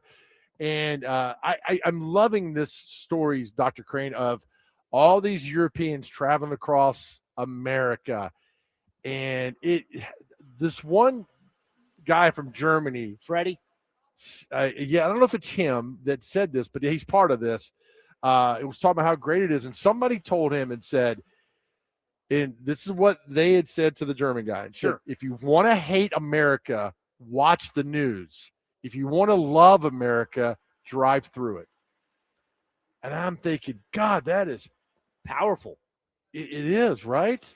I mean, it's just, I worked in the news for 25 years. I understand what they got to do. I understand all that, man. But he's probably talking about the talking heads on the major networks who just love to slam America, man. And then you see the fact. Have you seen the one guy that goes to Texas Roadhouse? Oh, yeah. And they discover the butter.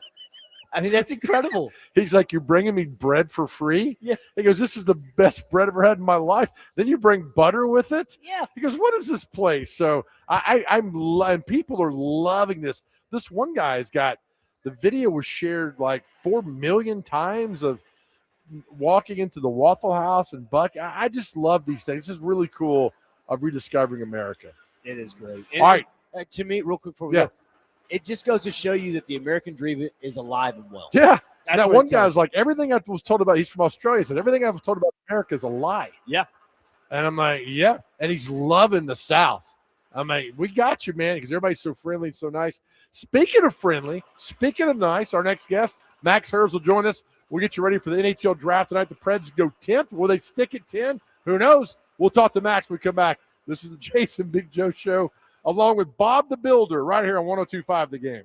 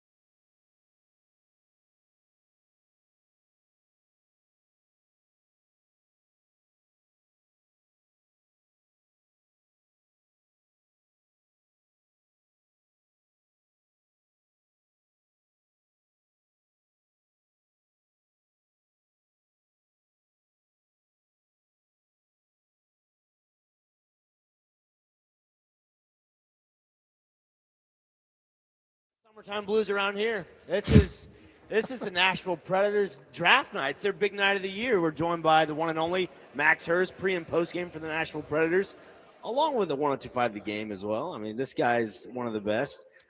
Max, you excited for the night? Yeah, I'm very excited. I'm excited anytime we can get the Preds family together. So any Preds fans that are out there, come to the Bet MGM Sports Lounge tonight, second floor at Bridgestone Arena. It's a free draft party. We're going to be here. It was packed for the draft lottery in here, and the draft is more important than the draft lottery. Yeah. So I'm expecting it to be packed again. The draft starts at 6. You could come right now, actually. Come anytime. Come out with us. If you want to help out Bob the Builder and co., yeah, come out early because that's what they're working on right now. I want to get all this done before everybody gets here. I wanted to get to something that I saw on Twitter. What is that? Keep going. Oh, I'm sorry. I was going to say, I wanted to get something I saw on Twitter about David Westby, one of the scouts from the Nashville Predators. They have a big old plaque in their war room. You have any thoughts on him and just overall what?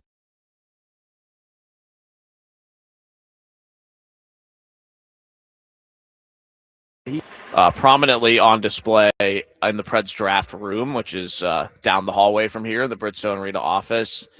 That was a longtime member of the Preds scouting department and front office who they lost this year, who brought the Preds some great players. And this is one of the few times this year when the whole crew gets together.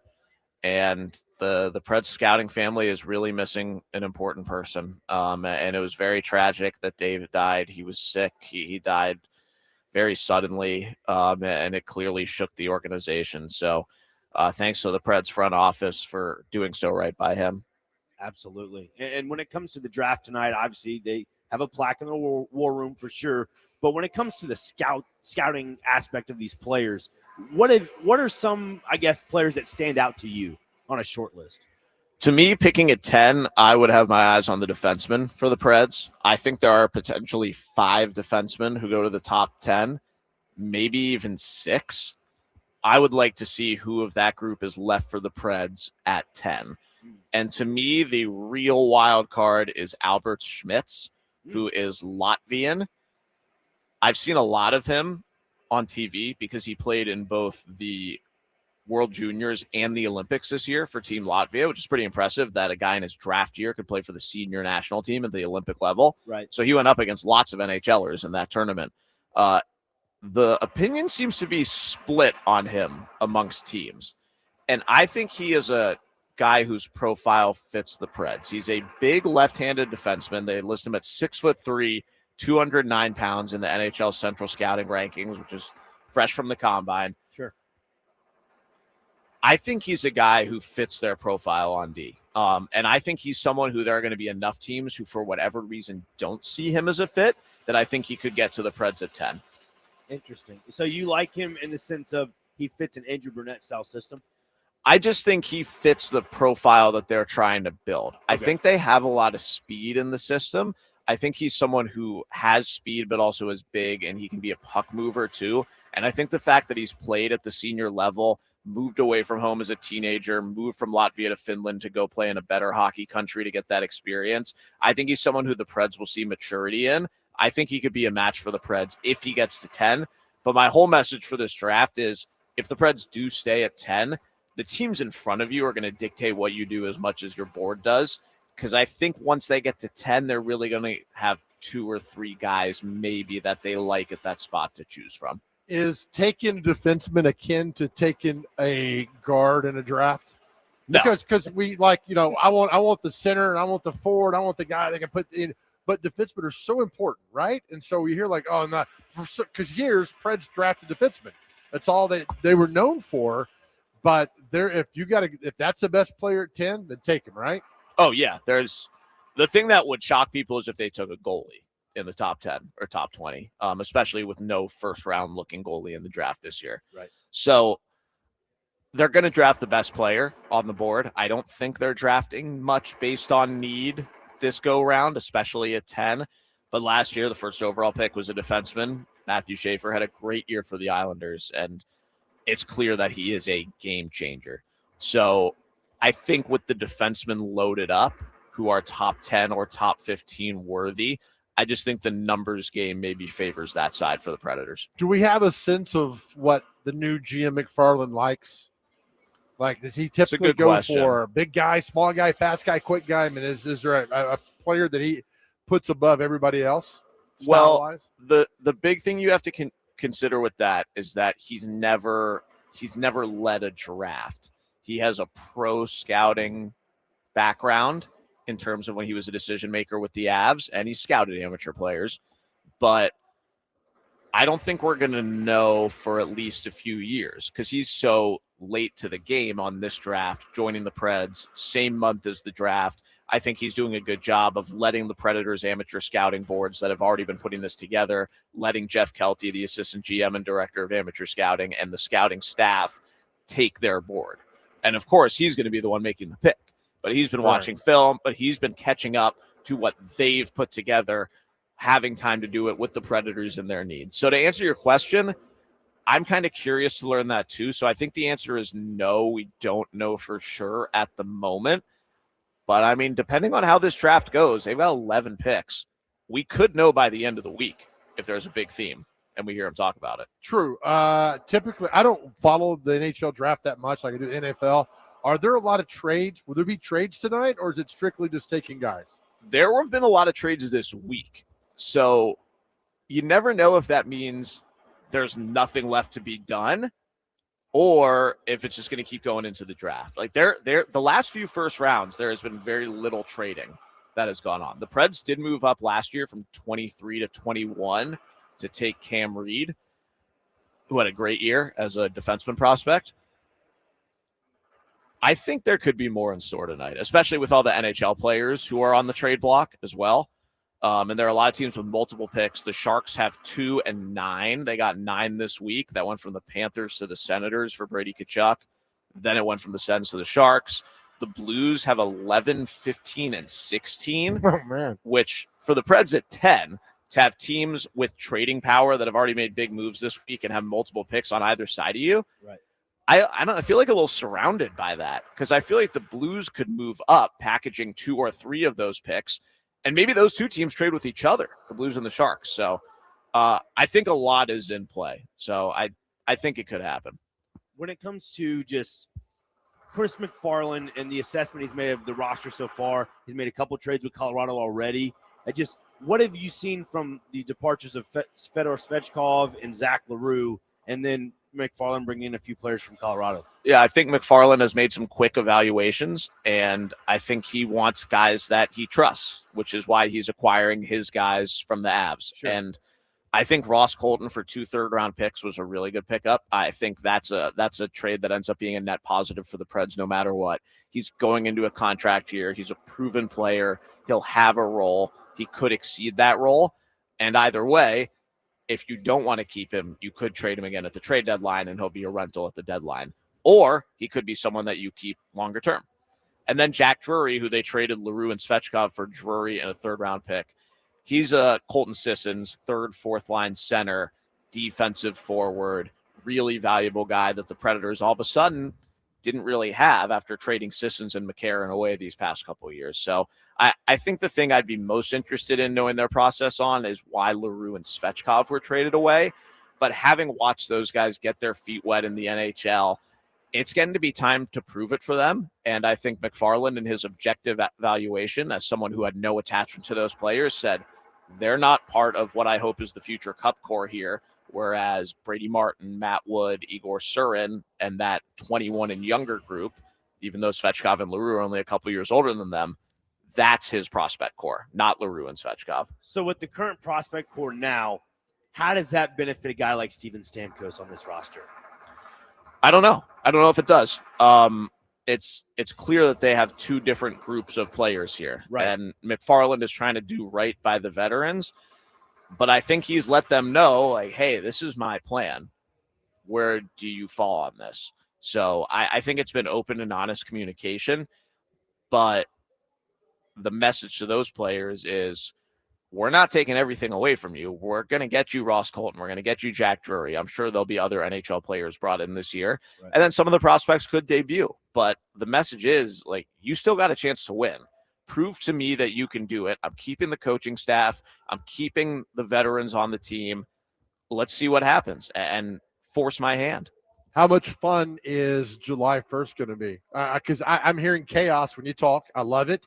And then free agency starts July 1st on top of the draft tonight. I just think it's going to be a fun time. I think the trade season may be overshadowing the free agency just because all these big players have been traded. There aren't a ton of huge names who are hitting free agency. So we'll see what it looks like. I think some guys could get really big contracts because the salary cap is going way up. Yeah. So I think it would be wise to not be spending to the cap and not get a little greedy with what you spend this year and save that cap space for the future, which I think the Predators have a mind for. Preds preseason schedule came out yesterday, 2 versus Carolina, 2 Tampa Bay. I mean, I like that. They're close, they're quick. I like the fact they're playing Carolina again. That's your Stanley Cup champions. I think it's very cool. Yeah, 4 games for preseason. It used to be 6, which is good. We don't need a million preseason games. 2 home games and one of the road games, the game against the Hurricanes, is in Greensboro. So it's nice. Technically a neutral site game. But yeah, the Preds haven't played there since year 1. So really, yeah, that's where the Canes played. I think their first 2 years. Oh, okay. Moving down from Hartford. That's right. That's right. I forgot about that. It's you can hop on a Greyhound if you leave today. You'll be there by August. So keep that in mind when you travel. I'll be a month early for the game. Yeah, right. But you'll be there. There's nothing to worry about. Is this a sponsored segment? It is not. It is. You've never been on a Greyhound, have you? No, I have. I almost was still on it. Really? So my experience was the same as yours. Oh yeah, that's hey, it got me there. It took a little while, but I got where I was going there. What's coming on at 6 tonight? The draft show. Me, Willie, and C Mace, and a cavalcade of other Predators guests will be sitting right here. Pick 10 should come sometime between 6:45 and 7. So listen on 102.5 The Game. We hopefully will have our draftee joining us on the phone right after. Oh, so nice. Yeah, tune in and everybody come out and see us. Again, Bet MGM Sports Lounge at Bridgestone. It's going to be a lot of fun tonight. The whole crew's going to be here. Has Mason gotten the big head since he's on TNT and all that other stuff? I love him, but I mean, he's a popular dude. He does have a big head, but we love him for it. He's got a big, beautiful bald head. Yeah, right? He is handsome. Compensates it with the Santa Claus beard. He's the best. He's one of my favorite athletes of all time because he's like Pecorine. I've seen Chris Mason give up. There was a game when I think it might have been to the Wild. They got beat like 6-5 or 7-6. He gave up all the goals and came in this locker and stood there and took every single and was late and apologized for being late and stood there and took every single question. I'm like, I had just left the Titans that day and they don't talk, right? This was back in 2007 or 8, whatever it was. And here he is taking every question. And he had a terrible performance. It happens.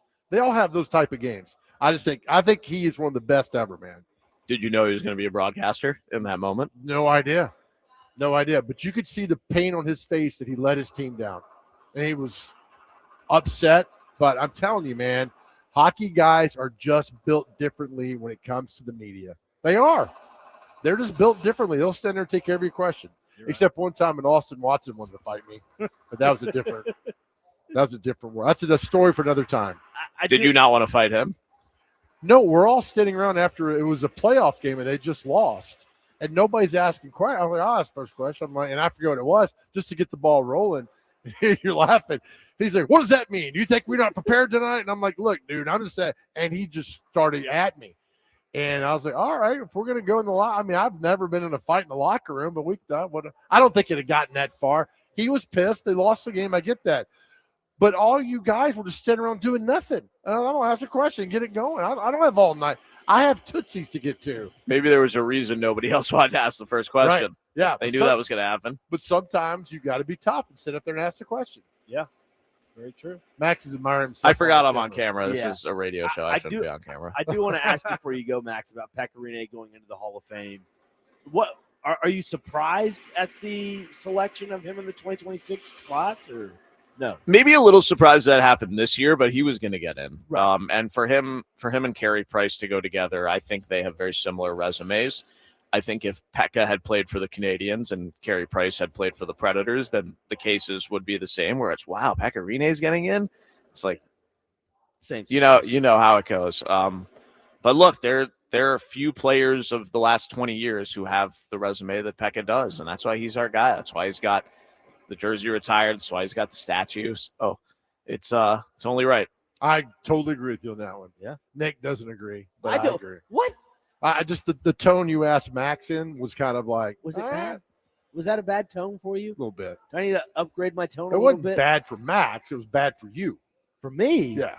Pekka absolutely deserves. And no, you're not going to find a single person around here besides Robbie Stanley and you who don't think Pekka should be in the Hall of Fame. Never said that. I just had an open-ended way. If the tone came off incorrect, I apologize. Well, you apologize to Pekka, not me. Pekka, I apologize, All right. Pekka. Frazier, who you got in Norway, France?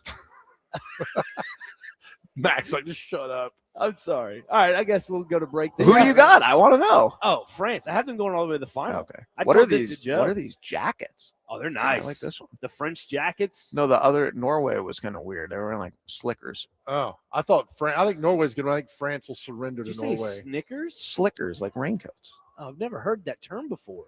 You've never heard slickers? No. That sounds like the type of thing you'd say. Yeah. Really? Right. It's an old man saying. Yeah. I've never heard of that. I've heard of, slippers. Max, thank you, buddy. We think the world of you. We'll talk to you tonight, pal. Thanks, guys. Good Max luck. Hers. Good luck with Nick, whatever's going on. I don't know. 6 o'clock, the draft coverage right here on 102.5. We'll be back with more after this.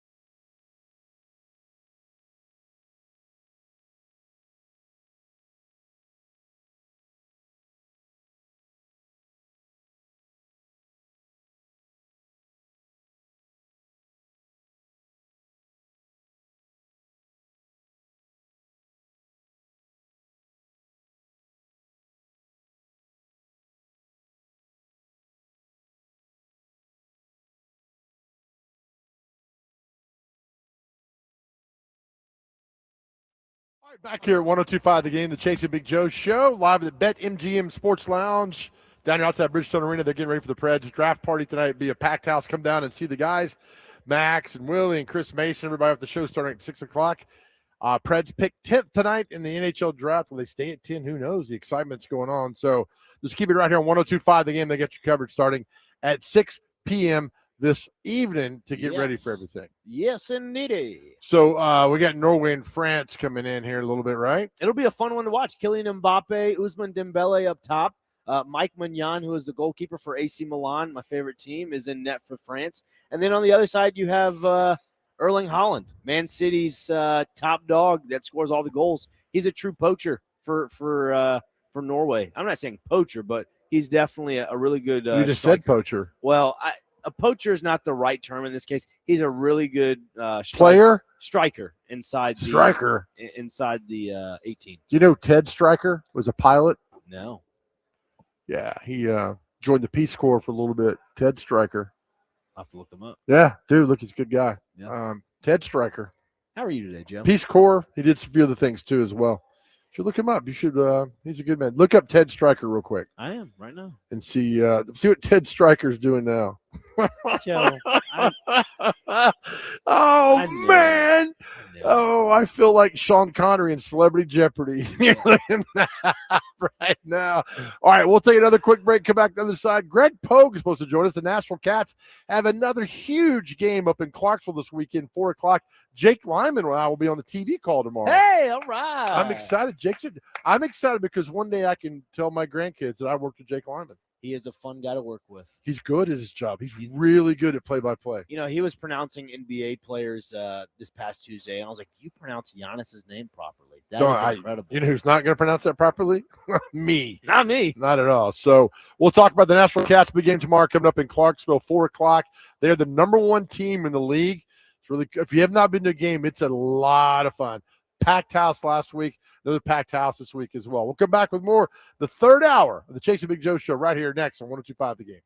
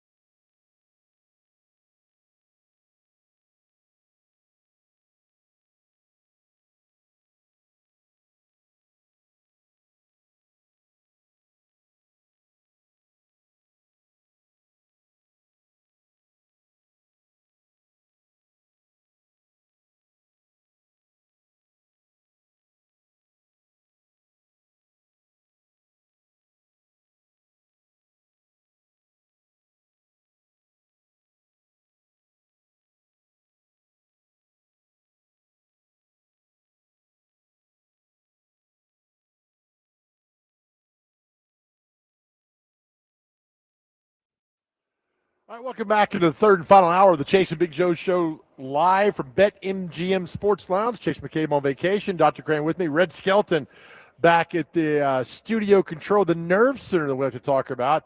Reminder again, the NHL Draft is tonight. We got you covered starting at 6 o'clock with Max and Willie Donick right here at 6 o'clock on 102.5 The Game. Folks, the number one team in all of Arena Football 1 resides just down the road in Clarksville. The Nashville Cats have another big game this weekend, taking on Beaumont. If you've not been to a game, you need to go because it is so much fun. With that, let's bring in AF1 Executive of the Year, one Gregory Poe. Greg, good afternoon, buddy. Big Joe, what's up, man? You're right. Clarksville has been such a great home for us. Our team's in first place. We're leading the league in ticket sales, attendance, and merchandise sales. And, you know, we're about Middle Tennessee, Western Kentucky, South Central Kentucky, but the people of Clarksville and Montgomery County, it's been really, well, you've seen it. It's just been amazing. And we're getting close to selling. We're not going to sell out, I don't think, but we're running about 90% capacity right now, which is only something great to build on. Oh, it's fantastic. And last week, the game was, of course, you're playing Albany, probably the second best team in the league. It was so loud in there. And I'm telling you, Greg, that team just fed off the noise and everything. And it was so good. And hopefully, again, this weekend, Beaumont comes to town. But like a hockey game, there's action that goes on in front of you, but it's the marketing and things you guys do outside that is fun as well. And you guys got a ton of stuff tomorrow. Well, you know, one of our partners, obviously, a managing partner, is Jeff Jarrett. There's nobody on the planet better in promotions than him. Okay, obviously with Coach, Jeff Fisher and in our leadership role, and me, I just watch it. But I mean, we're one thing after another, and thanks for the opportunity. I mean, it's red, white, and claws out. Congressman Van Epps, a West Point graduate, 10 years of a helicopter fighter piloting so many tours. He's the captain. Another Colonel Pickler, who's an amazing chief of staff appointment, just crazy. The 101st Airborne rappel team is going to rappel from the rafters down onto the field to deliver the game ball. Nice. The 101st Airborne band is doing the national anthem. Let's see what else. We've got 10% off for Miller. We're a big military focus, military appreciation with that. And it's just, and then you've seen the game. I mean, if you're on the first few rows, you got to keep your head on a swivel or some player will end up in your lap. And of course, if the ball goes up there, we replace it with a souvenir football signed by Coach Arbette and both Jeffs, Fisher and Jarrett. They wasn't apparently not enough room for mine signature on the ball. But and we just say, hey, when the ball goes, keep the ball, just throw our players back. And the interaction, Malik Honeycutt returned 3 kickoffs for touchdowns, including the opening game. He was the offensive player of the week. He had like 8 catches, 100 yards, whatever. On his third one, he jumps in the stands, runs all the way up to the top of that section, apparently where his family was. He's slapping high fives all the way. This is right, and then he hands the ball to one of his family members, and he comes back down. I mean, our referees will do, and during media timeouts, will do pitch and catch with kids. Let them throw the flag. There's no sport on the planet, and this isn't a beer league. I mean, Malik Honeycutt has one of the most famous plays in Murray State history in football, and every one of these have agents, and they played at all levels professionally, and we're clicking over there. And you and Jake Chase, good for him, enjoying a birthday trip. Good to have you and Jake doing the TV call tomorrow. Yeah, we're looking forward to that. Let me ask you this. It's a lot of fun, excitement. Why is it working so well up there? Why is the games packed? They're loud. People love it. The team is great. Why is it working so well? I've done a great job marketing it. So, no, it's and we get a little pushback. Are you going to become the Clarksville Cats or whatever? And the people, It's generational. There are people from Nashville through this entire area. I mean, Clarksville's part of Nashville. I mean, you go to Atlanta and you're anywhere within 45 minutes, you're next door. Okay. And so you have kids who went with their parents now bringing their kids to the game. It's a cheap ticket. You get, you're not going to, what does it take a family of 4 to go to a Titans game?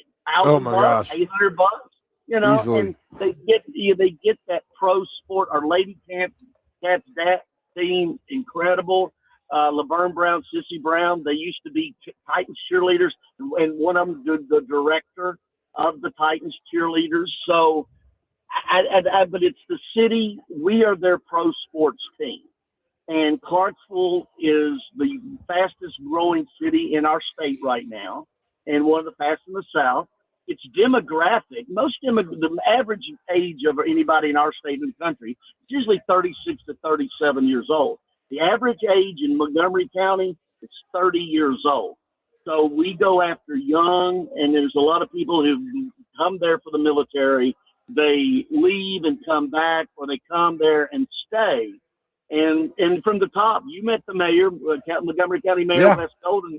He runs that building. Everybody has just rolled out the red carpet, and it's clicked. Greg Pogue's on the line with us here on the Jason McJoe Show. As Greg's already mentioned, it is red, white, and claws out night for the Nashville Cats on Saturday at 4 p.m. As you can get 10% off military ID for tickets bought at the box office. And the special ticket offer, which is crazy, claws out family 4-pack starting at $99. I mean, that's incredible. And the fact that you were talking about earlier, Greg, just about the turnout over at F&M Bank Arena, when does all the festivities begin on a game day like that if it's at 4? Around 3? We'll have a little bit of some cooking out going on? Gates open at 3. Thanks for the opportunity. Thomas Fire and Restoration and Thomas Carpet Cleaning and Restoration Services, good buddy Thomas Brennan, his wife Zanetta, you get the first 1,000 people get a rally towel, and that'll be a great visual for the TV and just the fan experience enhancement. And it starts at 3 and kick off a little after 4 o'clock. And when you started this entire process and project with the Nashville Cats, did you ever see this much like of a quick success this has been? Well, we played our first year municipal auditorium, and they're fine. That they're good people, but just where it is in the, we're a small fish in a big pond in the Nashville market. The auditorium is sort of prohibitive because there's really not much around it to do. But we played our last game of our first year 2 years ago in Clarksville. And the thing about, and then when last year we played our last game, and then 8 days later, without knowing, because you never know going into the weekend where you would be seated, we had a home game Sunday afternoon at 5 o'clock. We spent zero money on marketing and nearly sold it out. Wow. The partnership is with Sabretooth Sports and Entertainment. That is the Nashville Predator, okay? Sean Henry was up there the other day. SS&E runs that building for F&M Bank Arena for Montgomery County. And so we've got their marketing arm, their ticketing arm. And Lord knows you don't want to deal with Ticketmaster, okay? They already have all of those things in place. And they're like, quite frankly, they're like our big brother. We're playing we're going to play 7. We're going to be, and I'll just tell you off the record, since nobody listens to you, is that we can be no worse than the 3rd seed. Obviously, we want to be the 1 seed, and then the playoffs. If we're the 1 or 2, August 1st, we'll have a playoff game. And then if we're the 1 seed and win, or the 2 seed and the 1 doesn't win, August 8th, we'll have that championship game in Clarksville. So you can imagine that. It'll be a sold-out crowd is what it sounds like. Greg, 2 more for me real quick. When it comes to the Nashville Cats and just the players on the roster, you talked about Honeycutt. I mean, Colcomania. Jeff Jarrett talked about him last Thursday and how great of addition he's been to that team. What have you liked seeing Tyler Kolk out there on the field in the Arena Bowl League? Well, and I know, Joe, you had him on Friday as well. He gets it, and I know you've dealt with him personally. He's just become a daddy for the first time. He's everything you need in a quarterback on the field and then where we are off the field. I mean, him and Castronova, there's 3 quarterbacks that are going to be the MVP. One in Minnesota, Malik Henry, and ours, and Sam Castronova of Albany. But off the field, he understands what his role is in marketing, and he's just a great young kid. He's the kind you want your daughter to marry, and so yeah, and he's very good in his path. He played 3 years of 11-man football in Japan, in the Japanese, and this is 11-man football. They've had their championship game at the Tokyo Dome. They would draw 30,000-40,000 a game over there. And so we couldn't have a better face for our franchise. Can't wait. Greg Pogue is with us. Greg, we will see you tomorrow. Game is at 4. Gates open at 3. Hope another packed house up there. It's a lot of fun. I'll see you tomorrow afternoon, buddy. Thank you as always. Hey, don't go to the George Plaster closet for clothing, okay? Keep this. Is it all polos from Vandy in the mid-'90s? Yeah, it's some sweater that doesn't fit all the way over his belly. I'll do that. Thanks, man. See you tomorrow. See you, boys. All right, Greg Pogue, AF1 Executive of the Year. He got that last year. Well done. I was going to ask him, and I didn't want to because You can ask me.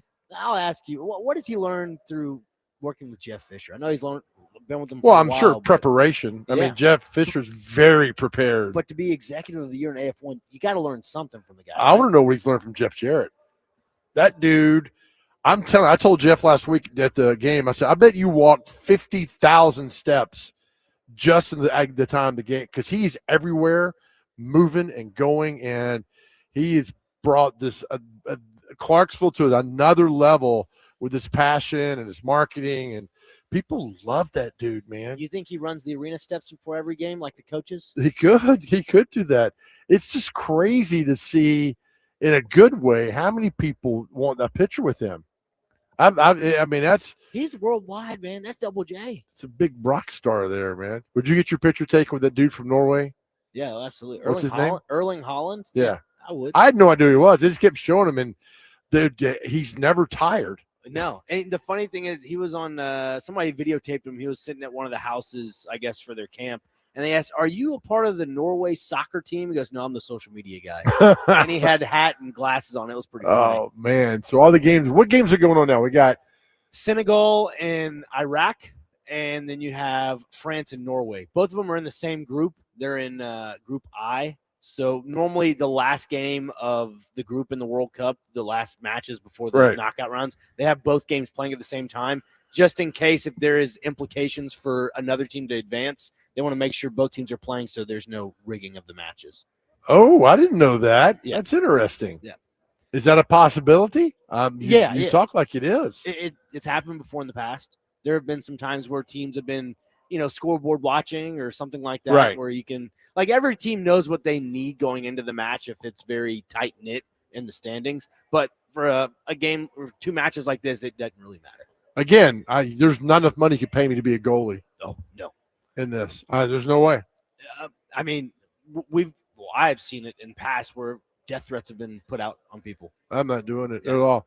All right, we'll take another break. We'll come back with much more. We got you until 3 o'clock. The DVD will be here. And then, of course, tonight at 6 o'clock is the draft show coming your way right here on 102.5 The Game. We'll have the Bet MGM Sports Lounge. They're open. We got people here eating. It's a great place. Come by, and you can get your place now and be ready for tonight. It'll be a lot of fun. Back with more right here on 102.5 The Game.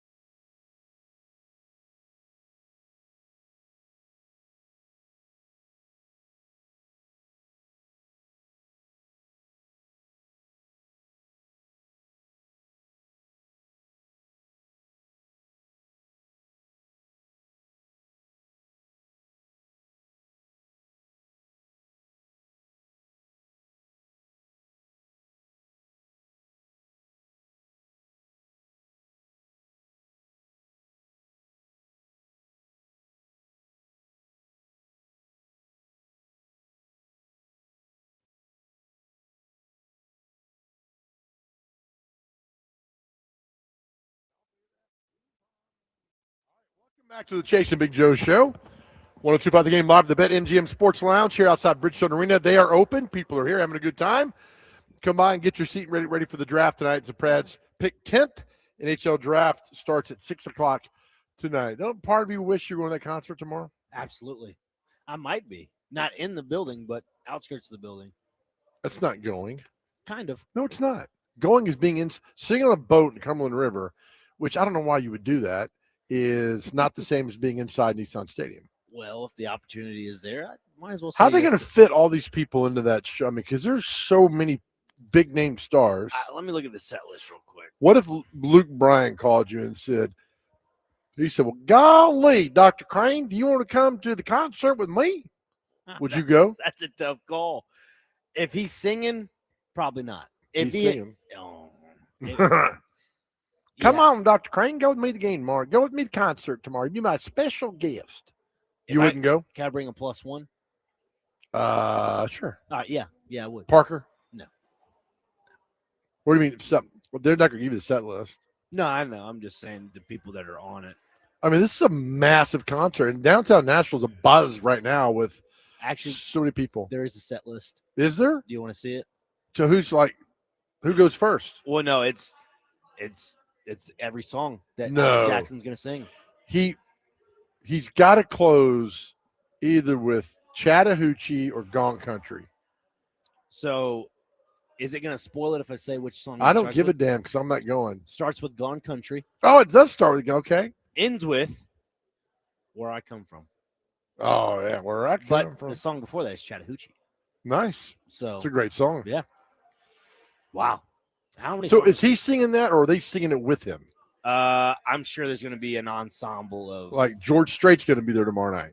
Yeah, I'm sure there's going to be some that come in and out with all these songs. And I like Leanne Womack, who I think is fantastic, is going to be there tomorrow night. Yeah, that'll be awesome. Yeah. So some of these new country people be like, "What's this sound from Nissan Stadium? Who's this guy singing?" I'm like, "That's country, baby. That's 100% country."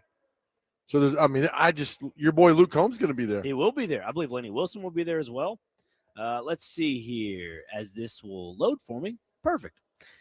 We have here 4 people at this concert: Luke Bryan, Eric Church, Luke Combs, Riley Green, Cody Johnson, Miranda Lambert, Little Big Town, Jake Owen, John Party, Thomas Rhett, George Strait, Carrie Underwood, Laney Wilson, Liam Womack, with all performing at the event along with Adam Wright, Big City Brian Wright, who? Carly Wright, the Wrights. The Wrights? Yeah, the Wrights. And that's all it's on. No idea. Yeah. The best part about that, no Florida Georgia line at that show. Yeah. I bet they called and they were like, no. You think that's a thing where people call them like, hey, you want to Would you not want, if you're Nick Frazier would you not want to be part of that show tomorrow night? Yeah, but look. Yeah, you would. You have to be on good speaking terms with the artist that is the main event for that. If you're not, I'm not saying they don't have good speaking terms. I'm just saying if you're not invited, then you're not invited. Well, how do you get them? You call, did you see the movie about Queen and Freddie Mercury? Oh, yeah. Like they were invited to do the Live Aid. Live Aid. Didn't accept the invitation.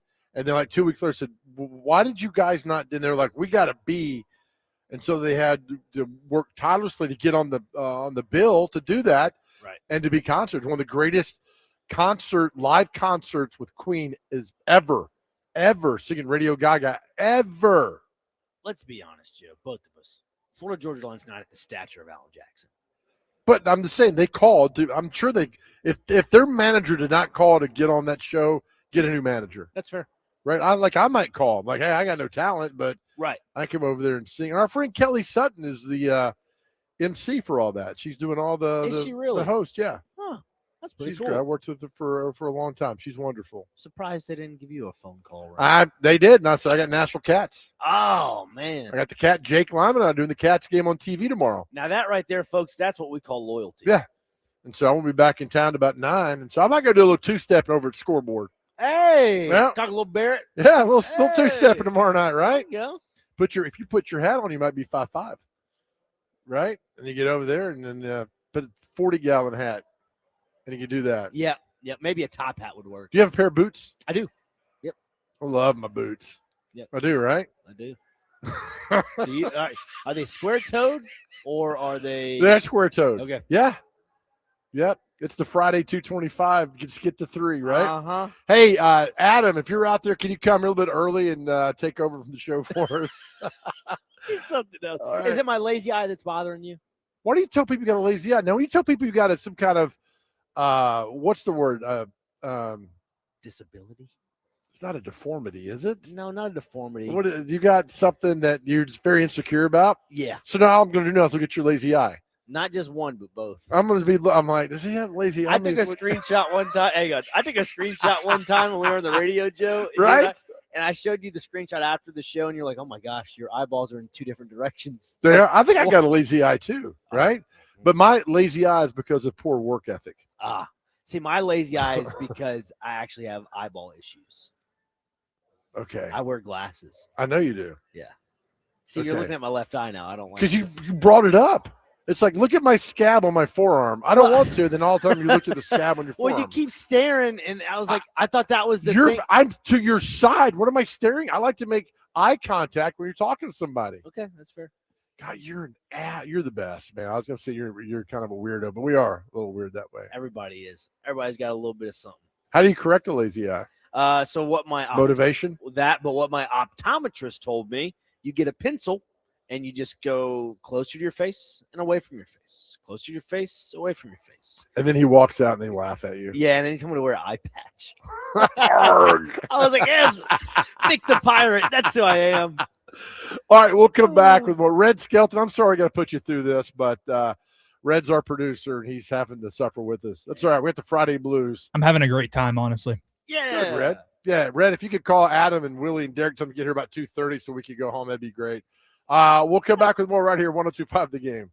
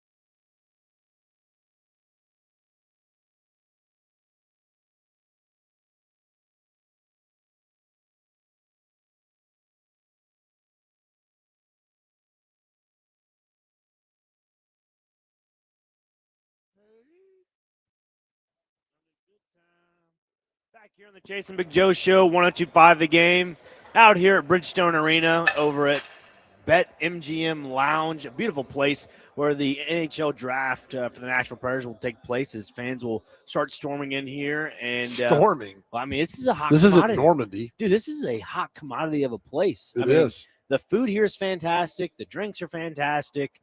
And you have a beautiful view outside these windows down towards Broadway. But like I said, we're out here at Bridgestone Arena ahead of the Nashville Predators draft tonight. You can – oh, what a goal there by Ousmane Dembele. It makes it number 3. 3-1 goes to France. But as you will hear, the NHL Draft tonight with the NHL Draft coverage beginning at 6 with Willie Donick, Max Hers, and other Preds broadcasters. Yeah, as Max said before, you can hear from Chris Mason as well. We will take you through the end of the first round as the Preds currently have the 10th overall pick. NHL Draft coverage on 102.5 Games presented by Tennessee Brew Works and the UPS store in Green Hills. So your favorite team that you picked to win, France, is rolling over Norway. Yeah. Look, Ousmane Dembele is such an undervalued, in my opinion. Or not undervalued. I guess. Oh, come on with that shot. It was beautiful. It's like 9 guys in front of him. That's why he's world class. I wouldn't say he's undervalued. I just think he's not as appreciated on the French national team. So let me ask you a because question. of Kylian Mbappe. All right. So he's getting ready to kick, and there's a defense behind him, and he hesitated a half second with the ball. Yep. Why didn't the guy behind him just go kick the ball? Like basically come up from behind him and just kick it? Yeah. Or shove him. I don't know. Well, what happens if I shove him? He's getting ready to kick the soccer ball. Then that would give him a free kick. It would give France a free kick from the spot of the foul. Oh, okay. Which is it's a dead ball kick, essentially. It's not a penalty kick, though. No, it's a free kick. Okay. Well, I am going to shove him free. I'm not letting you score. It's like in football. If you beat me on a go route, right, I'm pulling you down. You're not going to score on me. It's going to cause a PI. You're going to 15-yard penalty, but it's better than have you score. But I'm trying to understand soccer, and I don't. So in that sense, you're just wondering why did the defender not come up behind? They're kind of like standing around. It's tough when you defend in soccer, especially in that situation where he's at the top of the box, he's going to curl it into the back of the net. You have to give him a little bit of space. I don't have to give him anything. Well, you don't have to give him anything, but in the way the defender posed himself, he gave up his front side, so he kind of had to give him extra space. So maybe if he could put his body in front of it before he curls it, it's a tough situation. And honestly, the defender right there, it does not give a good indicator for the goalkeeper to dive. Where to dive, right? So it's almost like it's like a free kick wall. Yeah, obviously you don't know what that is, but it's where. No, I don't. It's where you have 3 or 4 guys that stand in front of the goalkeeper, and the goalkeeper saying, "No, go left, go right," so he can figure out where to dive. Okay. Yeah. So that's kind of like that in a more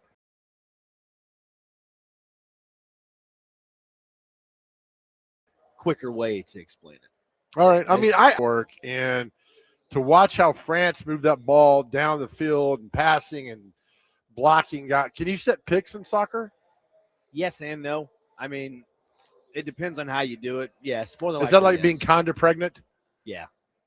It's like a pregnancy pause.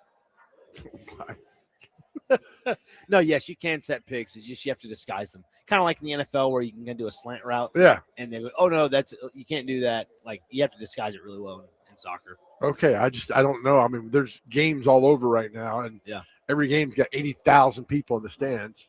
I mean, this is fantastic. I'm in hog heaven right now watching. So who do we got on? We got France and Norway. Yes, and then you have Senegal and Iraq. Is the guy from Nash SC for the Iraq team? Ahmed Qasim. Yes, he is on that team, Joseph. Is he playing? I can double check for you as we speak.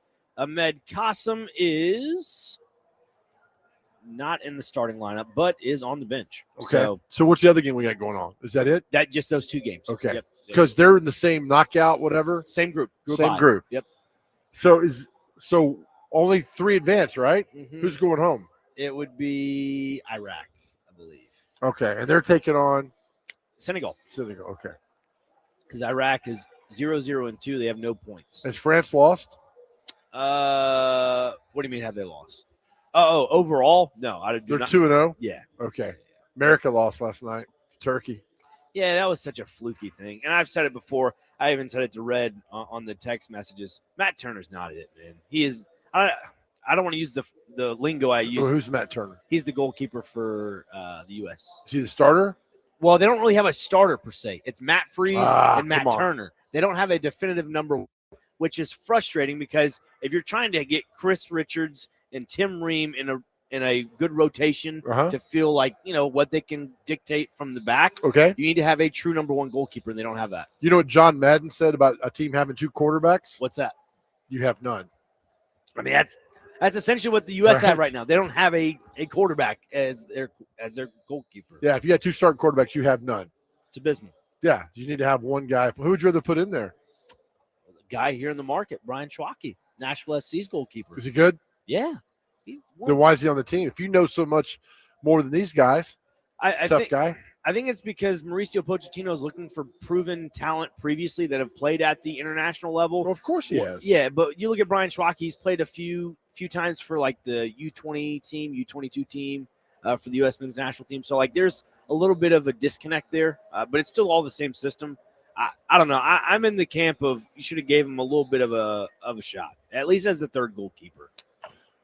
All right, I like that. You know way too much, which is great.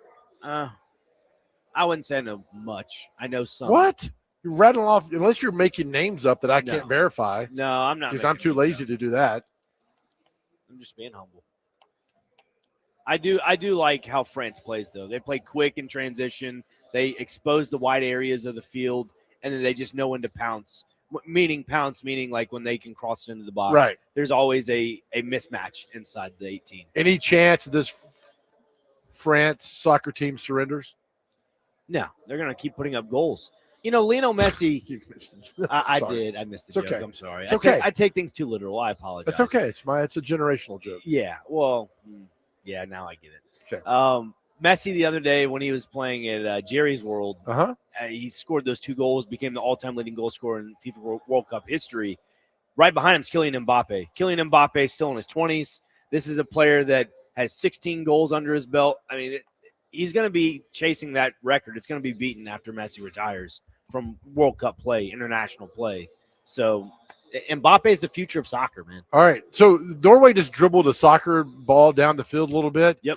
And that dude for France did it. The guy from Norway didn't. Like, why not go after the ball right now? So this is. Am I missing something here? Yes, you are. I'm not sitting back and letting you beat me. I'm going to attack you. Look, see what just happened there? They dispossessed the ball. They turned it over. What did you say? Dispossessed. What is that from? That's Is that a term? That's a terminology. That's terminology. I used. like that. That's Yeah. crazy. They dispossessed the ball. So look, now they have the counterattack. See? But because of that bad pass, they ruined their counterattack. That's a handball. I don't know why we're not calling that. They There did we call go. it. Good. No, because you sit back in your final third and you try to make sure if you stay compact enough, you cut down all those passing lanes. You want to make sure you cut down all the passing lanes inside the 18 because when you do that, it's tougher for teams to score on you. That's what Norway's trying to do. They're playing damage control. They're down 3-1. They just don't want any more goals to be scored. So as you said, will France surrender to your joke? As I take it to a literal sense, no, they will not. Okay. All right. Well, thank you for the information there.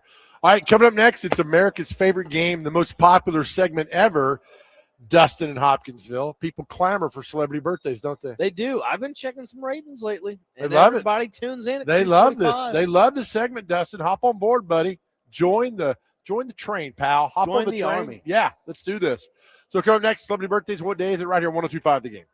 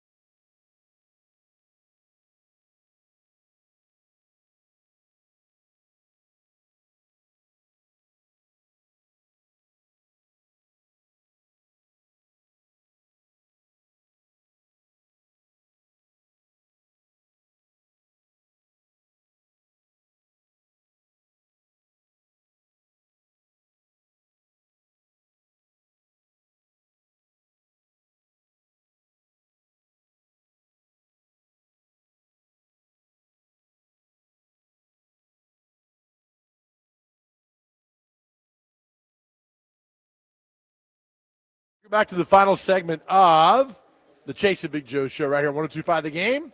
Live at the Bet MGM Sports Lounge. DVD coming your way at 3 o'clock. Draft preview. Well, no, the draft starts at 6 tonight. Yep. So Max and Willie and Chris Mason will be there for you. Preds pick 10th. Max said somewhere around 645, 650. The Preds will have their pick if they stick and stay where they are at number 10. You think the Preds might – you were talking about prospects earlier, Dr. Crane, and it was great about some guys you think belong here. I'm kidding. You don't know a single player getting drafted tonight. No. Only one I know is Gavin McKenna. That's it. Wasn't he on the Love Boat? No. Oh, that was Gavin McLeod. Sorry. Gavin McKenna's a Penn State hockey player. Oh, he's number 1, right? Yeah. Yeah. They were showing highlights of him earlier. Yeah, he'll be really good. And funny enough, Aiden Fink, the 7th-round pick, I believe. Adam's 7th-round pick, Aiden Fink. Yes?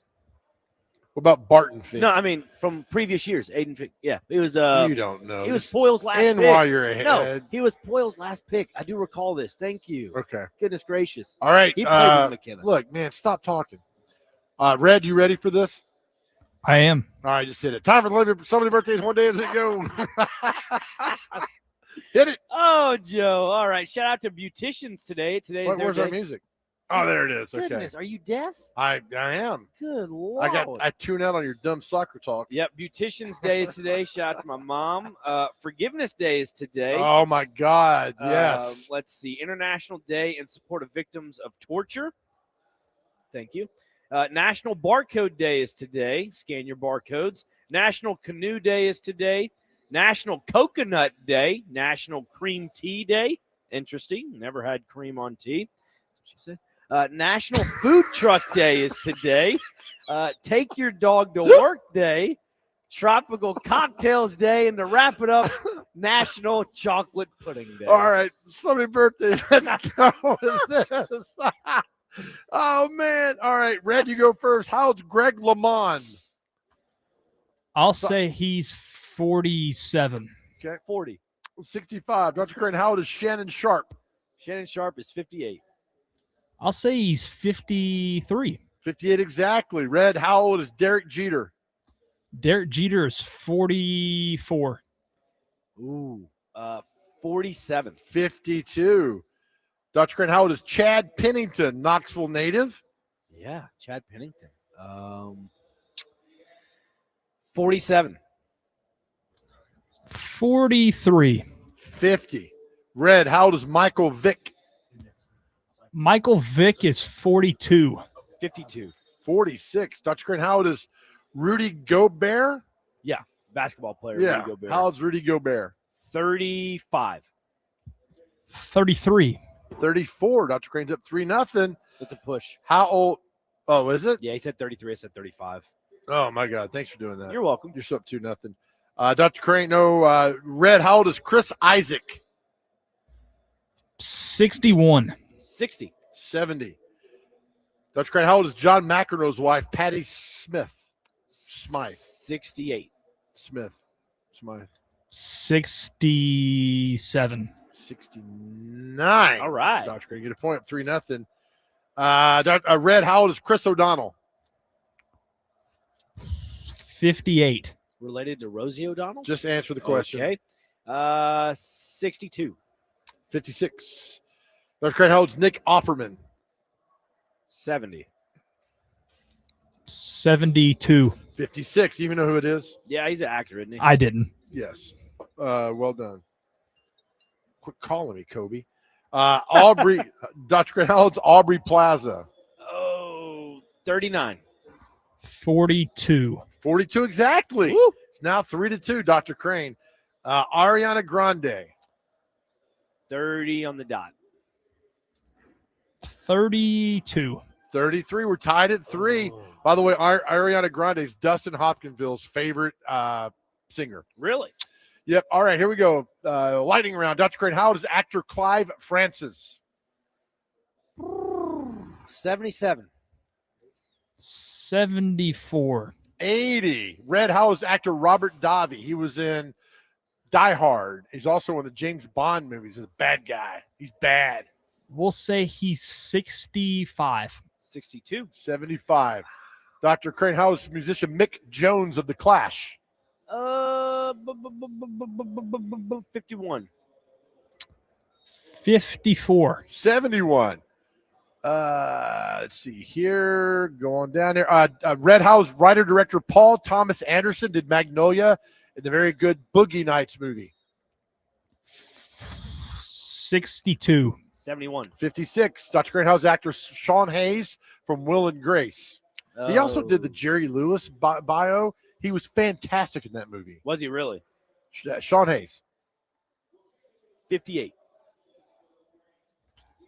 57. 56. Reds got the lead 4-3. Last one. Dr. Crane, you get to go. She lives out in Wilson County. She's a redneck woman, Gretchen Wilson. Oh, for the win. Now, Reds up 4-3. Dr. Crane, if you get this one, you win. If you get two, you win. 1 to tie. Gretchen Wilson is 56. I'm going to say that she is 48. She is 52, but not enough. Red, you win 4-3. Congratulations, wow, buddy. Thank you, guys. I appreciate it. Yeah, Thank you. man. Well done. We Great solved our job. draw from yesterday. Yes, that's right. Jinx. Yep. That is a jinx. Thanks, Red. Appreciate you, brother. Yes, sir. Appreciate y'all. DVD's coming away at 3. The draft coverage starts at 6 o'clock tonight. Check them out. You got more soccer today, buddy? Yeah, we'll have some games later on today. I'll watch. Call my buddy Colin up. We'll watch some games. So. Why do you have to call Colin and watch games? Can you not watch them on your own? Well, I can, but we enjoy each other's company to watch the game. He's a big soccer guy. Oh, okay. Is it all right? Maybe I got too personal here. No. Now you're no. No, I'm just saying. I asked a question, and so you guys have a good time this afternoon watching soccer. What's the big game tonight? My brother's going to come over too. What's the big game tonight? The big game tonight is, as I look on my schedule. You don't have a clue. You have all that soccer knowledge, which is more than anybody in the tri-state area. Well, here's the deal. Spain plays this afternoon or tonight, but the real game I'm intrigued with is Belgium, New Zealand. Because New Zealand is on the brink, and then you have Belgium that's supposed to be their golden era. They're 0-2. They need a win. Okay. All right. I love your knowledge, man. I wish I had SEC football is my wheelhouse. Sure. Like soccer is for you. Yeah, wheelhouse is that, along with National Rugby League, darts. Hey, man, obscure don't sports. you just say thank you. Yeah, I said thank you. Yeah, you don't have to put your resume out there. Okay. Appreciate it, man. Appreciate it. A fun few days with you, man. Yeah, it's been a blast. How was your pizza thing yesterday? Fantastic. Sold out everything. Really appreciate everybody that came out and enjoyed the food. I'll be back August the 6th over there. In the meantime, I have a bunch of private events coming up. So search Nico's Pizza. Yep. Go on Instagram, nicospizza.nsh. If you want to email me, nicospizza@gmail.com. You can do that as well. Is there apostrophe? Just Nico's? Nope, just Nico's Got Pizza. it. Yep. Thank you. As we close every show with our message, mental health for our guys out there, just know how much we love you guys. I preach going to therapy all the time because, look, we need you here. I need you here. Look, I need you to go to your daughter's wedding. I need you to hold your grandbaby. I'm telling you, man, those things are worth more than gold. So stick around, be tough, be strong. Know we love you. Reach out so we can talk to you anytime. We're here for you. You're doing a hell of a job. Just know I think you're doing an outstanding job. Know we love you. And more importantly, more than anything else in this world, please know how much God truly loves you. Have a great weekend. We'll see you back here Monday. DVD is next.